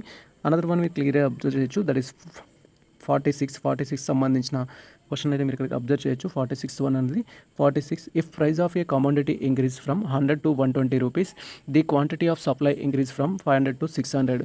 సో ప్రైస్ ఇంక్రీజ్ అయినప్పుడు సో డిమాండ్ ఏమవుతుందంటే డిక్రీజ్ అవుతుంది. కానీ సప్లై ఇంక్రీజ్ చేస్తున్నారు అంటే ప్రైస్కి సప్లైకి ఉన్న relationship, that is supply function అయితే చెప్పొచ్చు దాన్ని. ప్రైస్ ఇంక్రీజ్ అయినప్పుడు సప్లై అనేది ఇంక్రీజ్ అయితే అది supply function, law of supply కింద అయితే రావడం జరుగుతుంది. లా ఆఫ్ సప్లై అనమాట అది. తర్వాత which of the following is fixed cost అని చెప్పారు. ఫిక్స్డ్ కాస్ట్కి వేరియబుల్ కాస్ట్కి మీకు డిఫరెన్స్ తెలవాలి first. Variable cost, fixed cost. Fixed cost అనేది కాన్స్టాంట్. ఎన్ని యూనిట్స్ మీరు కొత్తగా ప్రొడ్యూస్ చేసినా కూడా అదే కాస్ట్ అవుతుంది. బట్ వేరియబుల్ కాస్ట్ అనేది 1 యూనిట్ అనేది ఎక్కువ ప్రొడ్యూస్ చేస్తే దాని ప్రైస్ కూడా ఇంకా పెరగడం జరుగుతుంది. వేరియబుల్ కాస్ట్ జస్ట్ లైక్ ఏంటంటే రా మెటీరియల్ ఏదైతే ఉంటుందో అది వేరియబుల్ కాస్ట్ కింద ట్రీట్ చేస్తాము. మీరు ఏదైనా ఒక ప్రోడక్ట్ అనేది తయారు చేయాలంటే రా మెటీరియల్ కాస్ట్ అనేది ఇంక్రీజ్ అవుతుంది. 2 ప్రోడక్ట్ తయారు చేస్తే ఇంకా ఇంక్రీజ్ అవుతుంది, 3 తయారు చేస్తే ఇంకా ఇంక్రీజ్ అవుతుంది. దాన్ని మనం వేరియబుల్ కాస్ట్ అంటాం. వేరియబుల్ కాస్ట్ అనేది వెరైటీ ఉంటుంది. ఫిక్స్డ్ కాస్ట్ అనేది కాన్స్టాంట్, చేంజ్ అవ్వదు. ఫర్ ఎగ్జాంపుల్ రెంట్ అనేది ఏదైతే ఉంటుందో గోడౌన్ రెంట్ అనేది, సో మీరు దాంట్లో ఒక ప్రోడక్ట్ పెట్టినా అంతే ఉంటుంది, 2 ప్రోడక్ట్స్ పెట్టినా అంతే ఉంటుంది. అది ఫిక్స్డ్ అనమాట. సో ఇందులో ఫిక్స్డ్ కాస్ట్ ఫైండ్ అవుట్ చేయమన్నాడు. ఫిక్స్డ్ కాస్ట్ వచ్చేసి ఫ్యాక్టరీ రెంట్ అనేది అది. డైరెక్ట్ మెటీరియల్ అనేది కాస్ట్ అనేది ఇంక్రీజ్ అవుతుంది. లేబర్ కాస్ట్ అనేది ఇంక్రీజ్ అవుతుంది. లేబర్ అంటే ఇద్దరికి పని చేస్తే కూలి ఇవ్వాలి, ముగ్గురికి పని చేసినా కూలి ఇవ్వాలి, నలుగురు పని చేసినా కూలి ఇవ్వాలి. ఇద్దరికైతే 200 ఇస్తాం, ముగ్గురికి అయితే 300 ఇస్తాం, నలుగురికి అయితే 400 ఇస్తాం. అంటే ఇది పెరుగుతూ ఉంటుంది. యూనిట్స్ పెరిగితే కాస్ట్ కూడా పెరుగుతుంది. ఫ్యాక్టరీ రెంట్ అలా కాదు, కాన్స్టాంట్గా ఉంటుంది. అందులో ఇద్దరున్న అంతే, ముగ్గురున్న అంతే, ఏదైనా సరే. సేల్స్ కమిషన్ అనేది సేల్స్ ఇంక్రీజ్ అయితే కమిషన్ ఇంక్రీజ్ అవుతుంది, పర్సంటేజ్లో ఇస్తాం కాబట్టి. సేల్స్ డిక్రీజ్ అయితే కమిషన్ అనేది డిక్రీజ్ అవుతుంది. సో ఇది మనకు సంబంధించి ఫ్యాక్టరీ రెంట్ అనేది కరెక్ట్ ఆన్సర్. అనదర్ వన్ మీరు ఇక్కడ క్లియర్గా అబ్జర్వ్ చేయొచ్చు మనకు. సో 48 వచ్చేసి ఏ రాబడి మొదట తగ్గుతున్న రేటుతో పెరిగి గరిష్ట స్థాయికి చేరిన తర్వాత తగ్గుతుంది అనేది ఇవ్వడం జరిగింది. టోటల్ రెవెన్యూ అనేది సో అయితే ఉంటుంది, దానికి సంబంధించిన కరెక్ట్ ఆన్సర్. టోటల్ రెవెన్యూ వచ్చేసి సో తగ్గుతున్న రేటుతో పెరిగి తర్వాత తగ్గడం జరుగుతుంది. టోటల్ రెవెన్యూకి సంబంధించి అయితే అనదర్ వన్ మీరు క్లియర్గా అబ్జర్వ్ చేయొచ్చు. 49కి సంబంధించి that is average cost calculator అయితే ఇవ్వడం జరిగింది. యావరేజ్ కాస్ట్ ఎలా క్యాలిక్యులేట్ చేస్తారంటే టోటల్ కాస్ట్ బై యూనిట్స్ అయితే చేస్తాం, దాన్ని మనకు యావరేజ్ కాస్ట్ అయితే రావడం జరుగుతుంది. సో దాని రిలవెంట్ ఏముంది ఇక్కడ చూడండి. That is total cost by output అని అయితే ఉంది, టోటల్ కాస్ట్ బై అవుట్పుట్ అని అయితే ఉంది. అది మనకు యావరేజ్ కాస్ట్ అయితే అవుతుంది. యావరేజ్ రెవెన్యూ అడిగారు అనుకోండి, total revenue by so output చేస్తాము, దానికి మనకు యావరేజ్ రెవెన్యూ అయితే రావడం జరుగుతుంది. యావరేజ్ కాస్ట్ వేరు, యావరేజ్ రెవెన్యూ వేరు, కన్ఫ్యూజ్ అయ్యి ప్రాబ్లం చేయొద్దు. సో కరెక్ట్ ఆన్సర్ వచ్చేసి మనకు A1 అనమాట. అనదర్ వన్ మీరు ఇక్కడ క్లియర్గా అబ్జర్వ్ చేయొచ్చు. సో మనకు 51 వచ్చేసి ఏంటంటే ఫమ్కి సంబంధించిన ఇన్ఫర్మేషన్ ఇచ్చారు. Total cost 4,80,000, total revenue 5,60,000, firm profit అయితే ఇచ్చారు. సో ప్రాఫిట్కి ఈక్వేషన్ ఏంది? ఫస్ట్ సేల్స్ బై కాస్ట్ అయితే ఉంటుంది. ఇక్కడ సేల్స్ ఏమి ఇచ్చారంటే టోటల్ రెవెన్యూ ఇచ్చారు, 5,60,000 ఏమో రెవెన్యూ ఇచ్చారు, 4,80,000 ఏమో కాస్ట్ ఇచ్చారు. సో కాబట్టి ఇక్కడ ఎంత ఉంది? 20,000 ఎక్స్ట్రా ఉంది, ఇక్కడ 60,000 ఎక్స్ట్రా ఉంది. దట్ ఇది మొత్తం వచ్చేసి 80,000 వచ్చేసి మనకు ప్రాఫిట్ వస్తుంది. 80,000 ఏముంది? సో 80,000. C1 వచ్చేసి కరెక్ట్ ఆన్సర్. అనదర్ వన్ మీరు ఇక్కడ క్లియర్గా అబ్జర్వ్ చేయొచ్చు. దట్ ఈస్ అనదర్ వన్ మనకు business organisation and management subject సంబంధించి మార్నింగ్ ఒక సపరేట్ వీడియో చేయడం జరిగింది. బిజినెస్ ఆర్గనైజేషన్ అండ్ మేనేజ్మెంట్కి సంబంధించి ఇప్పటివరకు మీరు చూడనట్టు టాపిక్ పైన వీడియో చూడండి, మీకు క్లారిటీ వస్తుంది. టోటల్గా ప్రతి సబ్జెక్ట్ సంబంధించి కూడా మేము డీటెయిల్ వీడియో చేయడం జరిగింది. దట్ ఈస్ 2018 నుంచి 2025 వరకు ప్రతి సెషన్లో ఏ క్వశ్చన్స్ అడిగారు అనేది ఇన్ డీటెయిల్గా చేయడం జరిగింది. అది మీరు చూస్తే సో మనకు సంబంధించిన ఎంట్రన్స్ టెస్ట్లో బెటర్ స్కోర్ తెచ్చుకోవడానికి ఛాన్స్ ఉంటుంది. అండ్ 51కి సంబంధించి ఏంటంటే which form of business organisation is separate legal entity distinctions from the its members అనేది ఇవ్వడం జరిగింది. మీరు ఇక్కడ క్లియర్గా అబ్జర్వ్ చేయొచ్చు. సో ఇచ్చిన ఎగ్జాంపుల్ ఏంటంటే మెంబర్స్కి అండ్ అదేవిధంగా బిజినెస్కి ఎటువంటి సంబంధం లేకుండా ఉండే బిజినెస్ ఏంటి అంటున్నారు. సోల్ ప్రొప్రైటర్షిప్ అనేది సో సంబంధం అనేది ఉంటుంది. లిమిటెడ్ లయబిలిటీ కాదు, అన్లిమిటెడ్ లయబిలిటీ ఉంటుంది. పార్ట్నర్షిప్లో కూడా సంబంధం అనేది ఉంటుంది. జాయింట్ స్టాక్ కంపెనీకి ఏంటంటే ఫ్రీడమ్ అనేది ఉంటుంది. సో ఇందు అన్డివైడెడ్ ఫ్యామిలీ కూడా అన్లిమిటెడ్ లయబిలిటీ అనేది ఉంటుంది. సో ఇక్కడ కరెక్ట్ ఆన్సర్ వచ్చేసి ఏంటంటే జాయింట్ స్టాక్ కంపెనీకి సంబంధించి సపరేట్ లీగల్ ఎంటిటీ లాగా క్రియేట్ చేస్తారు. Separate legal entity artificial person కింద ట్రీట్ చేయడం జరుగుతుంది కంపెనీ. సో కంపెనీకి మాత్రమే సపరేట్ లక్షణాలు ఉంటాయి. సోల్ ట్రేడర్షిప్ కానీ పార్ట్నర్షిప్ కానీ ఇందు అన్డివైడెడ్ ఫ్యామిలీకి కానీ సేమ్ ఫీచర్స్ అనేవి ఉంటాయి. సో కర్త ఓనర్ ఉంటారు, పార్ట్నర్షిప్కి అన్లిమిటెడ్ లయబిలిటీ అనేది ఉంటుంది. సో నెక్స్ట్ వన్ వచ్చేసి which feature is distinction the joint stock company from A partnership firm అనేది అంటున్నారు. ఇక్కడ మీరు క్లియర్గా అబ్జర్వ్ చేయొచ్చు. భాగస్వామ్య సంస్థతో పోలిస్తే జాయింట్ స్టాక్ కంపెనీ యొక్క ప్రత్యేక లక్షణం ఏది అంటున్నారు. సో ఇక్కడ ప్రాఫిట్ అండ్ షేరింగ్ అనేది రెండిట్లో ఉంటుంది. జాయింట్ స్టాక్ కంపెనీలో ఉంటుంది, పార్ట్నర్షిప్లో ఉంటుంది. అన్లిమిటెడ్ లయబిలిటీ అనేది కూడా రెండిట్లో అయితే ఉంటుంది. సో మనకు కంపెనీస్లో అయితే లిమిటెడ్ లయబిలిటీ ఉంటుంది, బట్ పార్ట్నర్షిప్లో వచ్చేసి అన్లిమిటెడ్ లయబిలిటీ ఉంటుంది.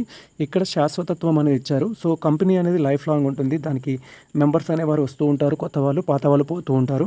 బట్ పార్ట్నర్షిప్లో ఒక పార్ట్నర్ అనేది వెళ్ళిపోయినట్టయితే కంపెనీ అనేది క్లోజ్ అవ్వడానికి ఛాన్స్ ఉంటుంది. ఎందుకంటే మినిమం 2 మెంబర్స్ కాబట్టి ఒకరు వెళ్ళిపోతే పార్ట్నర్షిప్ క్లోజ్ అవ్వడానికి ఛాన్స్ ఉంటుంది.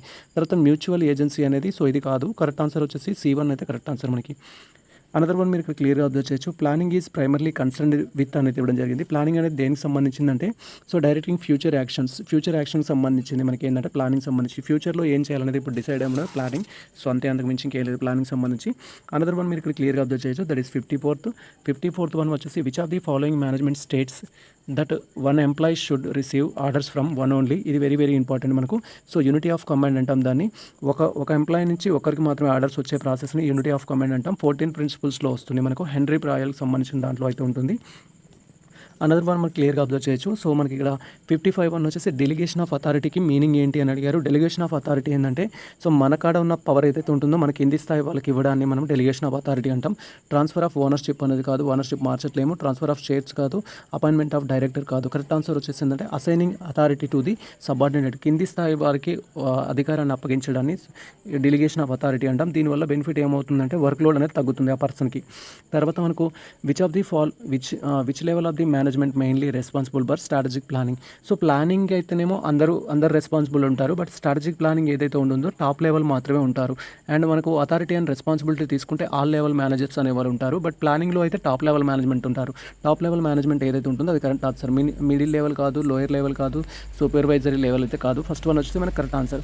తర్వాత 57 మీరు అబ్జర్వ్ చేసినట్లయితే 57 వచ్చేసి which of the following is not A function of management అని ఇచ్చారు. మేనేజ్మెంట్ ఫంక్షన్ కానిది ఇది. ప్రణాళిక అనేది ఉంటుంది, వ్యవస్థీకరణ అనేది ఉంటుంది, దెన్ కంట్రోలింగ్ అనేది ఉంటుంది. ఫోర్కాస్టింగ్ అనేది మాత్రం దీనికి కాదు. ఫోర్కాస్టింగ్ అనేది డిసిషన్ మేకింగ్ సంబంధించింది. సో ఇది మేనేజ్మెంట్ ఫంక్షన్ అయితే కాదు ఫోర్కాస్టింగ్ అనేది. రిమైనింగ్ 3 వచ్చేసి మనకు మేనేజ్మెంట్ ఫంక్షన్స్ అవుతాయి. తర్వాత డిసిషన్ మేకింగ్ ఈజీ అని ఇచ్చారు. డిసిషన్ మేకింగ్ అనేది ఏంటంటే బెస్ట్ సెలక్షన్ ప్రాసెస్ అనమాట. డిఫరెంట్ ఆపర్చునిటీస్లో మనం బెస్ట్ వన్ సెలెక్ట్ చేసుకోవడానికి డిసిషన్ మేకింగ్ అంటాం. ప్రిపేరింగ్ ఫినాన్షియల్ స్టేట్మెంట్స్ కాదు, రికరింగ్ ఎంప్లాయీస్ కాదు, క్యాలిక్యులేటివ్ ప్రాఫిట్ కాదు. కరెక్ట్ ఆన్సర్ వచ్చేసి ఏంటంటే సెలెక్టింగ్ బెస్ట్ ఆల్టర్నేటివ్ అనేది కరెక్ట్ ఆన్సర్ మనకు. సో మీరు ఇది క్లియర్గా అబ్జర్వ్ చేయొచ్చు. సో డిసిషన్ మేకింగ్ అనేది సెలెక్టింగ్ బెటర్ వన్ అనమాట. ఆల్టర్నేటివ్స్లో బెటర్ వన్ చూస్ చేసుకుంటాం. సెంట్రలైజేషన్ సంబంధించి అడిగారు. సెంట్రలైజేషన్ అంటే ఏం లేదు, పవర్స్ అన్ని ఒకరి దగ్గర ఉండాలని సెంట్రలైజేషన్ అంటాం. సో అథారిటీ అనేది ఒకరి దగ్గర ఉంటుంది. ఇక్కడ ఈక్వల్ అథారిటీ ఫర్ ఆల్ అనేది అయితే wrong answer. Transfer of ownership అనేది రాంగ్ ఆన్సర్. షేరింగ్ ట్రాన్స్ఫర్ అనేది రాంగ్ ఆన్సర్. కరెక్ట్ ఆన్సర్ వచ్చేసి ఏంటంటే ఫస్ట్ వన్ మనకి ఇక్కడ క్లియర్గా అబ్జర్వ్ చేయొచ్చు. Authority concentrate the high levels only అనేది అయితే కరెక్ట్ ఆన్సర్ మనకు. అనదర్ వన్ మీరు 61 క్లియర్గా అబ్జర్వ్ చేయొచ్చు. 61 వచ్చేసి మనకి ఇక్కడ డిసెంట్రలైజేషన్ గురించి ఇచ్చారు. అది సెంట్రలైజేషన్, ఇది డిసెంట్రలైజేషన్, ఆపోజిట్ ఇది. సో ఇక్కడ ఏం చేయడం జరుగుతుందంటే అథారిటీ అండ్ రెస్పాన్సిబిలిటీ ఏదైతే ఉంటుందో దాన్ని అందరికీ డిస్ట్రిబ్యూట్ చేయడం జరుగుతుంది. సో ఇక్కడ మీరు క్లియర్గా అబ్జర్వ్ చేయొచ్చు. దీనివల్ల ప్రయోజనం ఏది అనేది ఇవ్వడం జరిగింది. ప్రయోజనం ఏముంటుందంటే సో అందరికీ పవర్స్ ఇస్తాం కాబట్టి అందరికీ అథారిటీ ఉంటుంది కాబట్టి కింది స్థాయి వాళ్ళు కూడా డిసిషన్స్ అనేది తీసుకుంటారు. సో ఇక్కడ ఫాస్ట్ డిసిషన్స్ ఇది లోయర్ లెవెల్ అనేది ఉంటుంది. అది కరెక్ట్ ఆన్సర్ మనకు. సో నెక్స్ట్ వచ్చేసి ఈ సబ్జెక్ట్ అయితే కంప్లీట్ కావడం జరిగింది. నెక్స్ట్ వచ్చేసి బిజినెస్ స్టాటిస్టిక్స్ సంబంధించిన సబ్జెక్ట్. బిజినెస్ స్టాటిస్టిక్స్ నుంచి కూడా సపరేట్ వీడియో చేసాం మేము కంప్లీట్గా. ప్రతి సబ్జెక్ట్ సంబంధించిన వీడియో ఉంటుంది. ఐ థింక్ అడ్వాన్స్ అకౌంటింగ్ తప్ప రిమైనింగ్ ఆల్ సబ్జెక్ట్స్ సంబంధించిన సపరేట్ వీడియోస్ ఉంటాయి. మీరు చూడొచ్చు ఎటువంటి డౌట్స్ ఉన్నా కూడా. అండ్ ఇక్కడ బిజినెస్ స్టాటిస్టిక్స్ గురించి మనం మాట్లాడినట్టయితే బిజినెస్ స్టాటిస్టిక్స్ ఫస్ట్ వచ్చేసి క్వశ్చన్ ఏముందంటే స్టాటిస్టిక్స్ ప్రైమర్లీ కన్సర్న్ విత్ అనేది ఇవ్వడం జరిగింది. స్టాటిస్టిక్స్ సంబంధించిన డెఫినేషన్లో ఉంటుంది. కలెక్షన్ క్లాసిఫికేషన్ అనాలిసిస్ ఇంటర్ప్రిటేషన్ ఏదైతే ఉంటుంది దీనికి సంబంధించింది. అండ్ BCD అనేది అయితే కాదు. ఫస్ట్ వన్ వచ్చేసి కరెక్ట్ ఆన్సర్ దీనికి. స్టాటిస్టిక్స్ ప్రైమర్లీ డీల్స్ విత్ అంటే అన్ని పార్ట్స్ అయితే ఉంటాయి. తర్వాత మనకు which of the following is most suitable measurement of the central tendency అనేది ఇవ్వడం జరిగింది. సెంట్రల్ టెండెన్సీలో మనకు 2 టాపిక్స్ ఇంపార్టెంట్. ఫస్ట్ మనకు పొజిషనల్ యావరేజెస్ అని ఉంటాయి, నాన్ పొజిషనల్ యావరేజెస్ అయితే ఉంటాయి. పొజిషనల్ యావరేజెస్లో వచ్చేసి వచ్చేసి ఏంటంటే మీడియన్ అండ్ మోడ్ అయితే ఉంటాయి. అండ్ రిమైనింగ్ థింగ్ వచ్చేసి నాన్ పొజిషనల్ అవుతాయి. ఆర్థమెటిక్ మీన్ కావచ్చు, జియోమెట్రిక్ మీన్ కావచ్చు, అండ్ హార్మోనిక్ మీన్ కావచ్చు. దీన్ని నాన్ పొజిషనల్ అంటాం, లేదా మ్యాథమెటికల్ కూడా అంటాము. ఇక్కడ వచ్చేసి ఏంటంటే మనకు so most measurable central tendency extreme values ఇచ్చినప్పుడు ఏం కావాల్సి ఉంటుందంటే పొజిషనల్ యావరేజెస్ ద్వారా చేస్తాము. పొజిషనల్ యావరేజ్ ఏముందంటే ఇక్కడ మీడియన్ అయితే ఉంది. సో మీడియన్ అనేది మనకు కరెక్ట్ ఆన్సర్. పొజిషనల్ యావరేజెస్ ద్వారా చేస్తాం దీన్ని. అనదర్ వన్ మీరు క్లియర్గా అబ్జర్వ్ చేయొచ్చు. అనదర్ వన్ మనకు వచ్చేసి ఏంటంటే if arithmetic mean of the observations అనేది ఇవ్వడం జరిగింది. ఇది ప్రాబ్లం ఇచ్చారు మనకు. ఈక్వేషన్ ఏంది, where mean is equal to sum of x by n అయితే ఉంటుంది. దానికి సంబంధించిన ఇన్ఫర్మేషన్ అయితే ఇచ్చారు. సో సమ్ ఆఫ్ ఎక్స్కి సంబంధించిన వాల్యూస్ ఇచ్చారు, అయినా ఎక్స్ వాల్యూ ఫైండ్ అవుట్ చేయమంటున్నారు. ఇది వచ్చేసి 17 అండ్ దీనికి సంబంధించిన వాల్యూస్ ఎన్ని ఉన్నాయి, 1. సో దీనికి సంబంధించిన వాల్యూస్ మీరు ఒకసారి కౌంట్ చేసుకోవచ్చు క్లియర్గా అయితే. దానికి సంబంధించిన వాల్యూస్ మనకి ఇవ్వడం జరిగింది. సో ఇక్కడ వచ్చేసి 1 2 3 4 5 వాల్యూస్ అయితే ఉన్నాయి కాబట్టి బై 5 అయితే చేస్తాము. తర్వాత వీటికి సంబంధించిన డీటెయిల్స్ అనేది సబ్మిట్ చేస్తే మీకు ఆన్సర్ రావడం జరుగుతుంది. ఆన్సర్ నేను కింద ఇవ్వడం జరిగింది, మీరు ఇక్కడ క్లియర్గా అబ్జర్వ్ చేయొచ్చు. టోటల్గా మనకు 17 ఉన్నాయి. 17 ఇంటూ 5 చేస్తే 85 అయితే రావడం జరుగుతుంది. Some of X is equal to ఎంత అంటే 85. బట్ మనకి ఏంటంటే సో ఎక్స్ అనే వాల్యూ తెలియదు కాబట్టి దాన్ని మనం అడ్జస్ట్ చేసుకుంటే సో ఇక్కడ వచ్చేసి ఏంటంటే X is equal to 85 minus 65 చేస్తే మనకు ఆన్సర్ రావడం జరుగుతుంది. ఆన్సర్ వచ్చేసి 20. మీరు ఇది డైరెక్ట్గా చేయొచ్చు ఇండివిజువల్ సిరీస్లో ఇచ్చినప్పుడు. Standard deviation is measure of అనేది ఇవ్వడం జరిగింది. స్టాండర్డ్ డీవియేషన్ అనేది ఏంటంటే అది సో డిస్పర్షన్కి సంబంధించింది. స్టాండర్డ్ డీవియేషన్ అనేది డిస్పర్షన్. మెజర్ ఆఫ్ సెంట్రల్ టెండెన్సీలో ఏమేమి వస్తాయంటే మీన్, మీడియన్, మోడ్ అండ్ దానికి సంబంధించిన థింగ్స్ వస్తాయి. మెజర్ ఆఫ్ డిస్పర్షన్లో వచ్చేసి రేంజ్ నుంచి మనకు range, quartile deviation, standard deviation అయితే రావడం జరుగుతుంది. కోరిలేషన్కి సంబంధించిన క్వశ్చన్స్ ఏముందంటే +1 ఆర్ -1 సంబంధించి అడుగుతారు. ప్రాబబిలిటీ నుంచి కూడా క్వశ్చన్స్ అడుగుతారు, మీరు ఫోకస్ చేయాల్సి ఉంటుంది. అనదర్ వన్ వచ్చేసి the coefficient of correlation is always lies between అనేది ఉంది. సో ఇప్పుడే చెప్పడం జరిగింది. కోరిలేషన్ ఆఫ్ కోఎఫిషియంట్ అనేది ఏంటంటే +1 ఆర్ -1 మధ్యలో అయితే ఉంటుంది. B1 వచ్చేసి కరెక్ట్ ఆన్సర్. మనకు ప్లస్లో ఉన్నట్టయితే దాన్ని పాజిటివ్ కోరిలేషన్ అంటాం, మైనస్లో ఉంటే నెగిటివ్ కోరిలేషన్ అంటాం, ఈక్వల్గా ఉంటేనేమో దాన్ని ఈక్వల్ కోరిలేషన్ అంటాము. There is no correlation between both అనేది చెప్పుకోవడానికి ఛాన్స్ ఉంటుంది. So if the coefficient of correlation is +1 అని చెప్తే +1 ఉన్నట్టయితే అది పర్ఫెక్ట్లీ పాజిటివ్ అనమాట. పర్ఫెక్ట్లీ పాజిటివ్ అయితే ఉంటుంది. సో ఇఫ్ పాజిటివ్, ఒకవేళ నెగిటివ్ వాల్యూ వచ్చిందనుకో, -1 వచ్చినట్టయితే పర్ఫెక్ట్లీ నెగిటివ్ అయితే కావడం జరుగుతుంది. వీటిని మీరు గుర్తుంచుకోవాలి. 0 వచ్చిందనుకోండి నో రిలేషన్ అనమాట. 0 వస్తే నో రిలేషన్.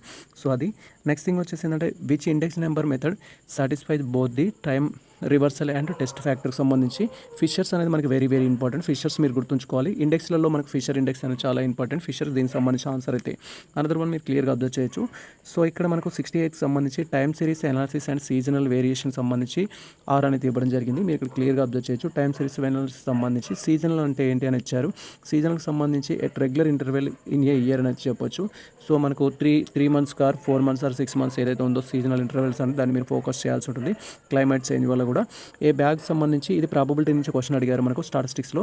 ఏ బ్యాగ్ కంటైన్ 5 రెడ్ బాల్స్ అని చెప్పారు. 5 రెడ్ బాల్స్ ఉన్నాయి, 3 బ్లూ బాల్స్ ఉన్నాయి.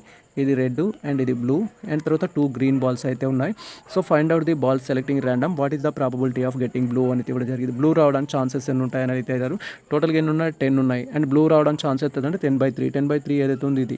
ఇఫ్ ఒకవేళ 5/10 అని వచ్చిందనుకోండి, ఆన్సర్లో మీకు 1/2 ఉండడానికి ఛాన్స్ ఉంటుంది. 1/2 ఉంటే 1/2 పెట్టాలి, లేదా 5/10 ఉంటే 5/10 పెట్టాలి. బట్ ఇక్కడ వచ్చేసి మనకు 3/10 అనేది కరెక్ట్ ఆన్సర్.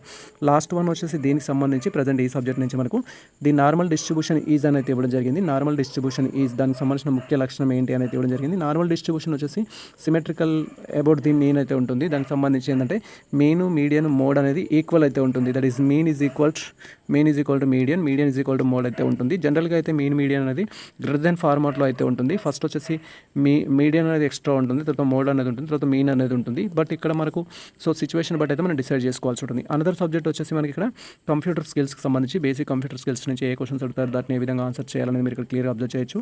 సో ఇక్కడ ఫస్ట్ వన్ వచ్చేసి ఏంటంటే which of the following is the brain of computer అని ఇచ్చారు. బ్రెయిన్ ఆఫ్ కంప్యూటర్ వచ్చేసి సిపియూ ఏదైతే ఉంటుందో అది బ్రెయిన్ ఆఫ్ కంప్యూటర్. మానిటర్ అనేది కాదు. సో మానిటర్ అనేది మనకి ఏంటి అంటే అది ఇన్పుట్ అండ్ అవుట్పుట్ డివైజెస్ లాగా యూజ్ చేసుకోవచ్చు. If it is touch screen దాన్ని ఇన్పుట్ డివైజెస్ అంటాం.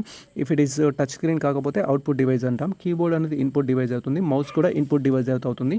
సిపియూ అనేది ఏంటంటే బ్రెయిన్ ఆఫ్ ది కంప్యూటర్ అనేది చెప్పొచ్చు, main part of the computer. So which of the following is an examples of system software. System software application సాఫ్ట్వేర్కి సంబంధించి అడుగుతారు. System software అంటే జస్ట్ లైక్ సెట్టింగ్స్, ఇన్బిల్ట్ సిస్టంలో వచ్చే సాఫ్ట్వేర్ ఏదైతే ఉంటుందో దాన్ని మనం సిస్టమ్ సాఫ్ట్వేర్ అంటాం. దాన్ని మనం ఆపరేటింగ్ సాఫ్ట్వేర్ కూడా అనొచ్చు. ఇక్కడ ఆపరేటింగ్ సిస్టమ్ అనేది ఏంటంటే విండోస్ ఆపరేటింగ్ సిస్టమ్ ఏదైతే ఉంటుందో అది.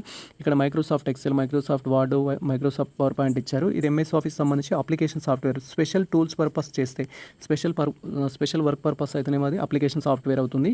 సో జనరల్ వర్క్ పర్పస్ చేస్తేనేమో సిస్టమ్ సాఫ్ట్వేర్ అవుతుంది. సో సిస్టమ్ సాఫ్ట్వేర్కి ఎగ్జాంపుల్ ఏంటంటే సెట్టింగ్స్, ఫైల్ మేనేజర్ అనేది మనం ఎగ్జాంపుల్ కింద అయితే తీసుకోవచ్చు. అనదర్ వన్ మీరు క్లియర్గా అబ్జర్వ్ చేయొచ్చు. దట్ ఈస్ విచ్ షార్ట్ కట్కి use to save word document అనేది ఇచ్చారు. వర్డ్ డాక్యుమెంట్లో ఎంఎస్ ఆఫీస్లో మనం ఏం సేవ్ చేయాలనుకున్నా కూడా Ctrl+S క్లిక్ చేస్తే అది సేవ్ కావడం జరుగుతుంది. సో ఇది వచ్చేసి మనకి ఇది. అండ్ దీంట్లో షార్ట్ కట్ కీస్ కొన్ని ఉంటాయి. Ctrl+A అంటేనేమో అన్ని సెలెక్ట్ అవ్వడం జరుగుతుంది. Ctrl+P అంటేనేమో మీకు స్క్రీన్ పైన ఏదైతే ఉంటుందో అది ప్రింట్ రావడం జరుగుతుంది. Ctrl+X అంటేనేమో మనం అది కట్ చేస్తాం. స్క్రీన్ పైన ఏదైతే ఉంటుందో సెలెక్ట్ చేసుకున్న దాన్ని కట్ చేస్తాం, అక్కడ ఉండదు. తర్వాత Ctrl+Z అంటేనేమో మనకు రివైజ్డ్ చేయడానికి, డిలీట్ చేసిన డేటాని రీబ్యాక్ తీసుకురావడానికి అయితే యూజ్ చేసుకుంటాం అది. సో ఇది Ctrl+S అనేది సేవ్ చేయడానికి షార్ట్ కట్ కీ అనమాట. తర్వాత కాపీ చేయడానికి Ctrl+C అయితే ఉంటుంది. పేస్ట్ చేయడానికి Ctrl+V అయితే ఉంటుంది, అది మీరు గుర్తుంచుకోవాలి. And in Microsoft Excel formula must begins with అనేది ఇవ్వడం జరిగింది. మైక్రోసాఫ్ట్ ఎక్సెల్లో మనం ఏదైనా చేసినట్టయితే అది C=to అయితే స్టార్ట్ అవుతుంది. ఏ ఫార్ములా తీసుకున్నా కూడా ఈక్వల్ సైన్తో అయితే స్టార్ట్ అవుతుంది. మీరు ఇక్కడ క్లియర్గా అబ్జర్వ్ చేయొచ్చు. ఎవ్రీ ఫార్ములా సంబంధించి ఎక్సెల్లో బిగిన్స్ విత్ అనే ఈక్వల్ అనేది ఉంటుంది. తర్వాత 75 క్వశ్చన్ మీరు క్లియర్గా అబ్జర్వ్ చేయొచ్చు. Which excel function is use to calculate average. So simple, ఇక్కడ యావరేజ్లోనే ఉంటుంది, మీకు ఇక్కడ ఏం అవసరం లేదు. మిన్ మ్యాక్స్ అయితే ఉంటుంది. మిన్ మ్యాక్స్ అనేది మిన్ తోటి, మ్యాక్స్ అనేది మ్యాక్స్తో చేస్తాము, సమ్ అనేది సమ్తో చేస్తాం, కౌంట్ అనేది నెంబర్ ఆఫ్ ఫిగర్స్ కౌంట్తో చేస్తాం. ఇది మ్యాక్సిమం టైటిల్తోనే ఉంటుంది, మీకు నో ప్రాబ్లం. ఈ ఫంక్షన్స్ ఇచ్చినట్టయితే మీరు చేయొచ్చు. తర్వాత which of the feature MS power point use to display the slides automatically animation effect అనేది ఇవ్వడం జరిగింది. ఇక్కడ మనకు స్లైడ్ షో ఏదైతే ఉందో ఇమేజెస్ అనేది డిస్ప్లే అవ్వడానికి అయితే యూజ్ అవుతుంది. మెయిల్ మర్జ్ అనేది ఏంటంటే లార్జ్ ఫైల్స్ ఆఫ్ డేటాని డిఫరెంట్ పర్సన్స్కి సేమ్ టైం పంపించాలి అనుకుంటే మనం మెయిల్ మర్జ్ అయితే యూజ్ చేస్తాము. ఫర్ ఎగ్జాంపుల్ బర్త్డే ఇన్విటేషన్ ఉంది, ఒక 100 మందికి మీరు మెసేజ్ పెట్టాలి అనుకుంటే ఒకటే మెసేజ్ 100 మందికి పంపించడం కోసం ఇక్కడ ఏం చేస్తామంటే మెయిల్ మర్జ్ అనేది యూజ్ చేస్తాం. కాంటాక్ట్ డీటెయిల్స్ అండ్ అవి తీసుకొని తర్వాత ట్రాక్ చార్జెస్ అనేది చేంజెస్ అనేది ఉంది, పేజ్ లేఅవుట్ అనేది ఉంది. ఇవి రెండు మనకు సెట్టింగ్స్ సంబంధించి, పేజ్ సెటప్ సంబంధించిన టాపిక్లో అయితే రావడం జరుగుతుంది. అనదర్ వన్ మీరు క్లియర్గా అబ్జర్వ్ చేయొచ్చు. www.for అనేది ఇవ్వడం జరిగింది. సో దానికి సంబంధించి ఫుల్ ఫామ్ ఏంటంటే వరల్డ్ వైడ్ వెబ్ అయితే కరెక్ట్ ఆన్సర్. మీరు పెట్టేటప్పుడు కొంచెం క్లియర్గా వెరిఫై చేసుకోవాలి. వెబ్ వరల్డ్ అని ఉంది, వైడ్ వెబ్ ఉంది. సో ఇది మనకు కరెక్ట్ ఆన్సర్. ఫస్ట్ వన్ వచ్చేసి కరెక్ట్ ఆన్సర్. అనదర్ వన్ మీరు క్లియర్గా అబ్జర్వ్ చేయొచ్చు. దట్ ఈస్ 78కి సంబంధించిన question. Which of the following is a business to consumer e commerce model అనేది ఇవ్వడం జరిగింది. Business to consumer e commerce మోడల్కి మీనింగ్ ఏంటంటే ఒక కార్డు తయారైన ప్రోడక్ట్స్ని డైరెక్ట్గా కస్టమర్కి అమ్మే ప్రాసెస్ని ఏమంటారంటే బిజినెస్ టు కన్జ్యూమర్ అనేది చెప్పడం జరుగుతుంది. ఉదాహరణకు సో ఇక్కడ ఫ్లిప్కార్ట్ అనేది చెప్పుకోవచ్చు మనము. ఇక్కడ ఏంటంటే మనకు company selling and products directly to the consumer అయితే ఉంటుంది. తయారు చేసిన ప్రోడక్ట్స్ ఏవైతే ఉంటాయో కన్జ్యూమర్కి సేల్ చేస్తాం. సో ఇది ఫ్లిప్కార్ట్ అనేది ఎగ్జాంపుల్ కాదు. సో డైరెక్ట్గా ఫ్లిప్కార్ట్ ఒకవేళ ఓన్గా వాళ్ళే ప్రోడక్ట్స్ తయారు చేసినట్టయితే అమ్ముతారు. ఉదాహరణకు మనకు డీమార్ట్ సంబంధించి కొన్ని ప్రోడక్ట్స్ ఉంటాయి. డీమార్ట్ వాళ్ళే డైరెక్ట్గా కస్టమర్స్ అమ్ముతారు, వాళ్ళే ప్రోడక్ట్ తయారు చేసి వాళ్ళే అమ్ముతారు. సో అది మనకి ఎగ్జాంపుల్ చెప్పుకోవచ్చు. ఇక్కడ అది డైరెక్ట్ బిజినెస్ టు కన్జ్యూమర్కి డైరెక్ట్గా వచ్చినట్టు అది B2C అవుతుంది. తర్వాత యూపీఐకి సంబంధించి క్వశ్చన్స్ ఏంటంటే యూపీఐ అనేది ఎక్కడ యూజ్ చేస్తారంటే ఆన్లైన్ డిజిటల్ పేమెంట్లో యూజ్ చేస్తారు. అది పేమెంట్కి సంబంధించింది ఫిన్టెక్లో ఒక భాగం అనమాట అది. So which of the following is A fintech service అనేది ఇవ్వడం జరిగింది. ఫిన్టెక్ సర్వీస్ వచ్చేసి ఏంటంటే డిజిటల్ పేమెంట్కి సంబంధించింది ఫిన్టెక్ అయితే అవుతుంది. ఇక్కడ మనకు ఇప్పుడే చెప్పుకున్నాం డిజిటల్ వాలెట్ని మనం ఫిన్టెక్ అయితే అని చెప్పుకోవడం జరుగుతుంది. సో ఎక్కడెక్కడ యూజ్ చేస్తారు ఫిన్టెక్ అనేది అంటే digital wallets like PhonePe, Google pay, Paytm లాంటి దాంట్లో ఫిన్టెక్ సర్వీస్ అయితే యూజ్ చేయడం జరుగుతుంది. సో ఇవి కంప్లీట్గా మనకు కంప్యూటర్ సబ్జెక్ట్ సంబంధించిన టాపిక్స్ అయితే. నెక్స్ట్ వచ్చేసి మనకి ఇన్కమ్ ట్యాక్స్ అండ్ బేసిక్ జీఎస్టీకి సంబంధించిన టాపిక్స్ చూడొచ్చు మీరు. సో 81 నుంచి 90 క్వశ్చన్స్ వరకు మనకు ఇన్కమ్ ట్యాక్స్ నుంచి క్వశ్చన్స్ అయితే ఉంటాయి. ఇక్కడ భారతదేశంలో ఆదాయ పన్నును ఎవరు విధించారు అంటే సో ఇక్కడ సెంట్రల్ గవర్నమెంట్ అయితే ఉంటుంది. సెంట్రల్ గవర్నమెంట్ అనేది విధించడం జరుగుతుంది. సో ఇక్కడ క్లియర్గా అబ్జర్వ్ చేయొచ్చు central government. Income tax act వచ్చేసి మనకు 1961 అయితే ఉంటుంది, మీరు గుర్తుంచుకోవాలి. తర్వాత which of the following is not a head of the income under the income tax. Income ట్యాక్స్లో టోటల్గా 5 హెడ్స్ అయితే ఉంటాయి.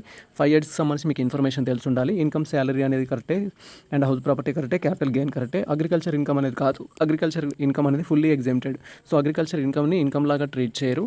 అగ్రికల్చర్ ఇన్కమ్ ద్వారా మీరు ట్యాక్స్ అనేది పే చేయాల్సిన అవసరం లేదు. దెన్ తర్వాత మనకు 83కి సంబంధించి an individual who satisfy the prescribed conditions regarding to stay in India during the previous year. So ఇక్కడ దాన్ని ఏమంటామంటే రెసిడెంట్ అంటాం. ప్రీవియస్ ఇయర్ ప్రకారం సో అన్ని రూల్స్ అండ్ రెగ్యులేషన్స్ ఫుల్ఫిల్ చేసిన వ్యక్తిని మనం ఇక్కడ ఏమంటామంటే రెసిడెంట్ అనేది చెప్పడం జరుగుతుంది. నివాసి అనేది చెప్తాం. తర్వాత rent received from house owned by the and assessee and tax under అయితే ఇవ్వడం జరిగింది. Rent is related to house property కాబట్టి హౌస్ ప్రాపర్టీ దాని మీద ట్యాక్స్ అయితే పే చేస్తాం అనమాట. సో మీరు ఇక్కడ క్లియర్ అబ్జర్వ్ చేయొచ్చు.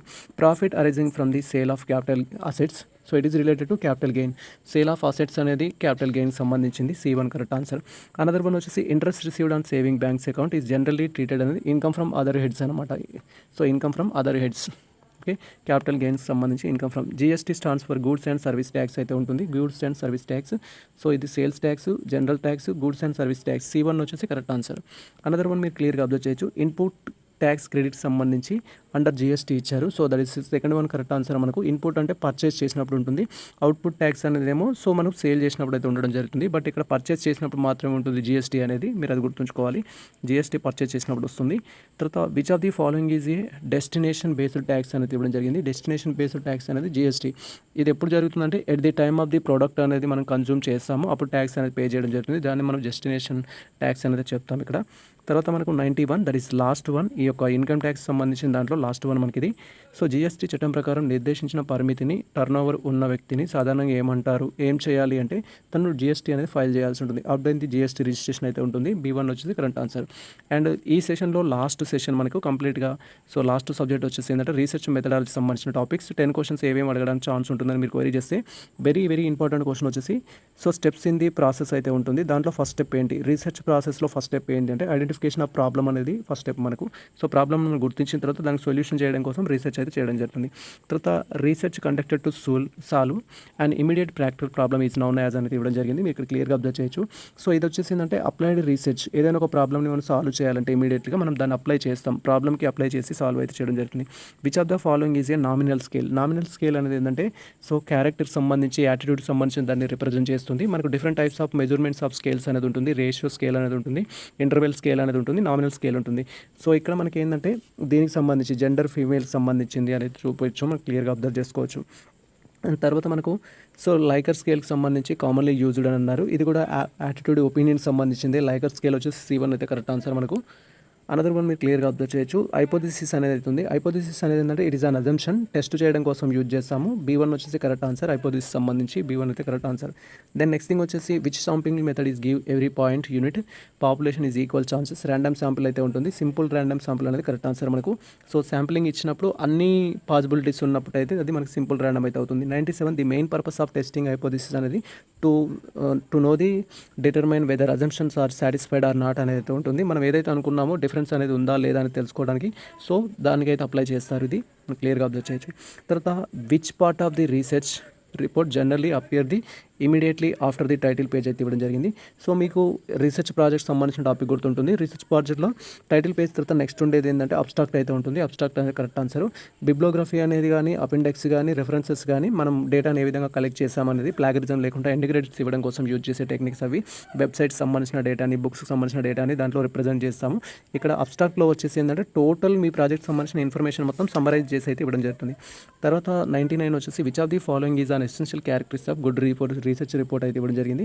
సో ఇక్కడ క్లారిటీ ఆఫ్ ఆబ్జెక్టివ్స్ అనేది ఉండాలి, క్లియర్గా ఉండాలి. అది ఉన్నట్లయితే దాన్ని మనం సో గుడ్ రీసెర్చ్ రిపోర్ట్ అంటాము. అండ్ లాస్ట్ వన్ వచ్చేసి దట్ ఈస్ 101. సో ఇక్కడ which type of report primarily prepared to present research findings in academic purpose. Academic purpose వచ్చేసి ఏంటంటే అకాడమిక్ రిపోర్ట్.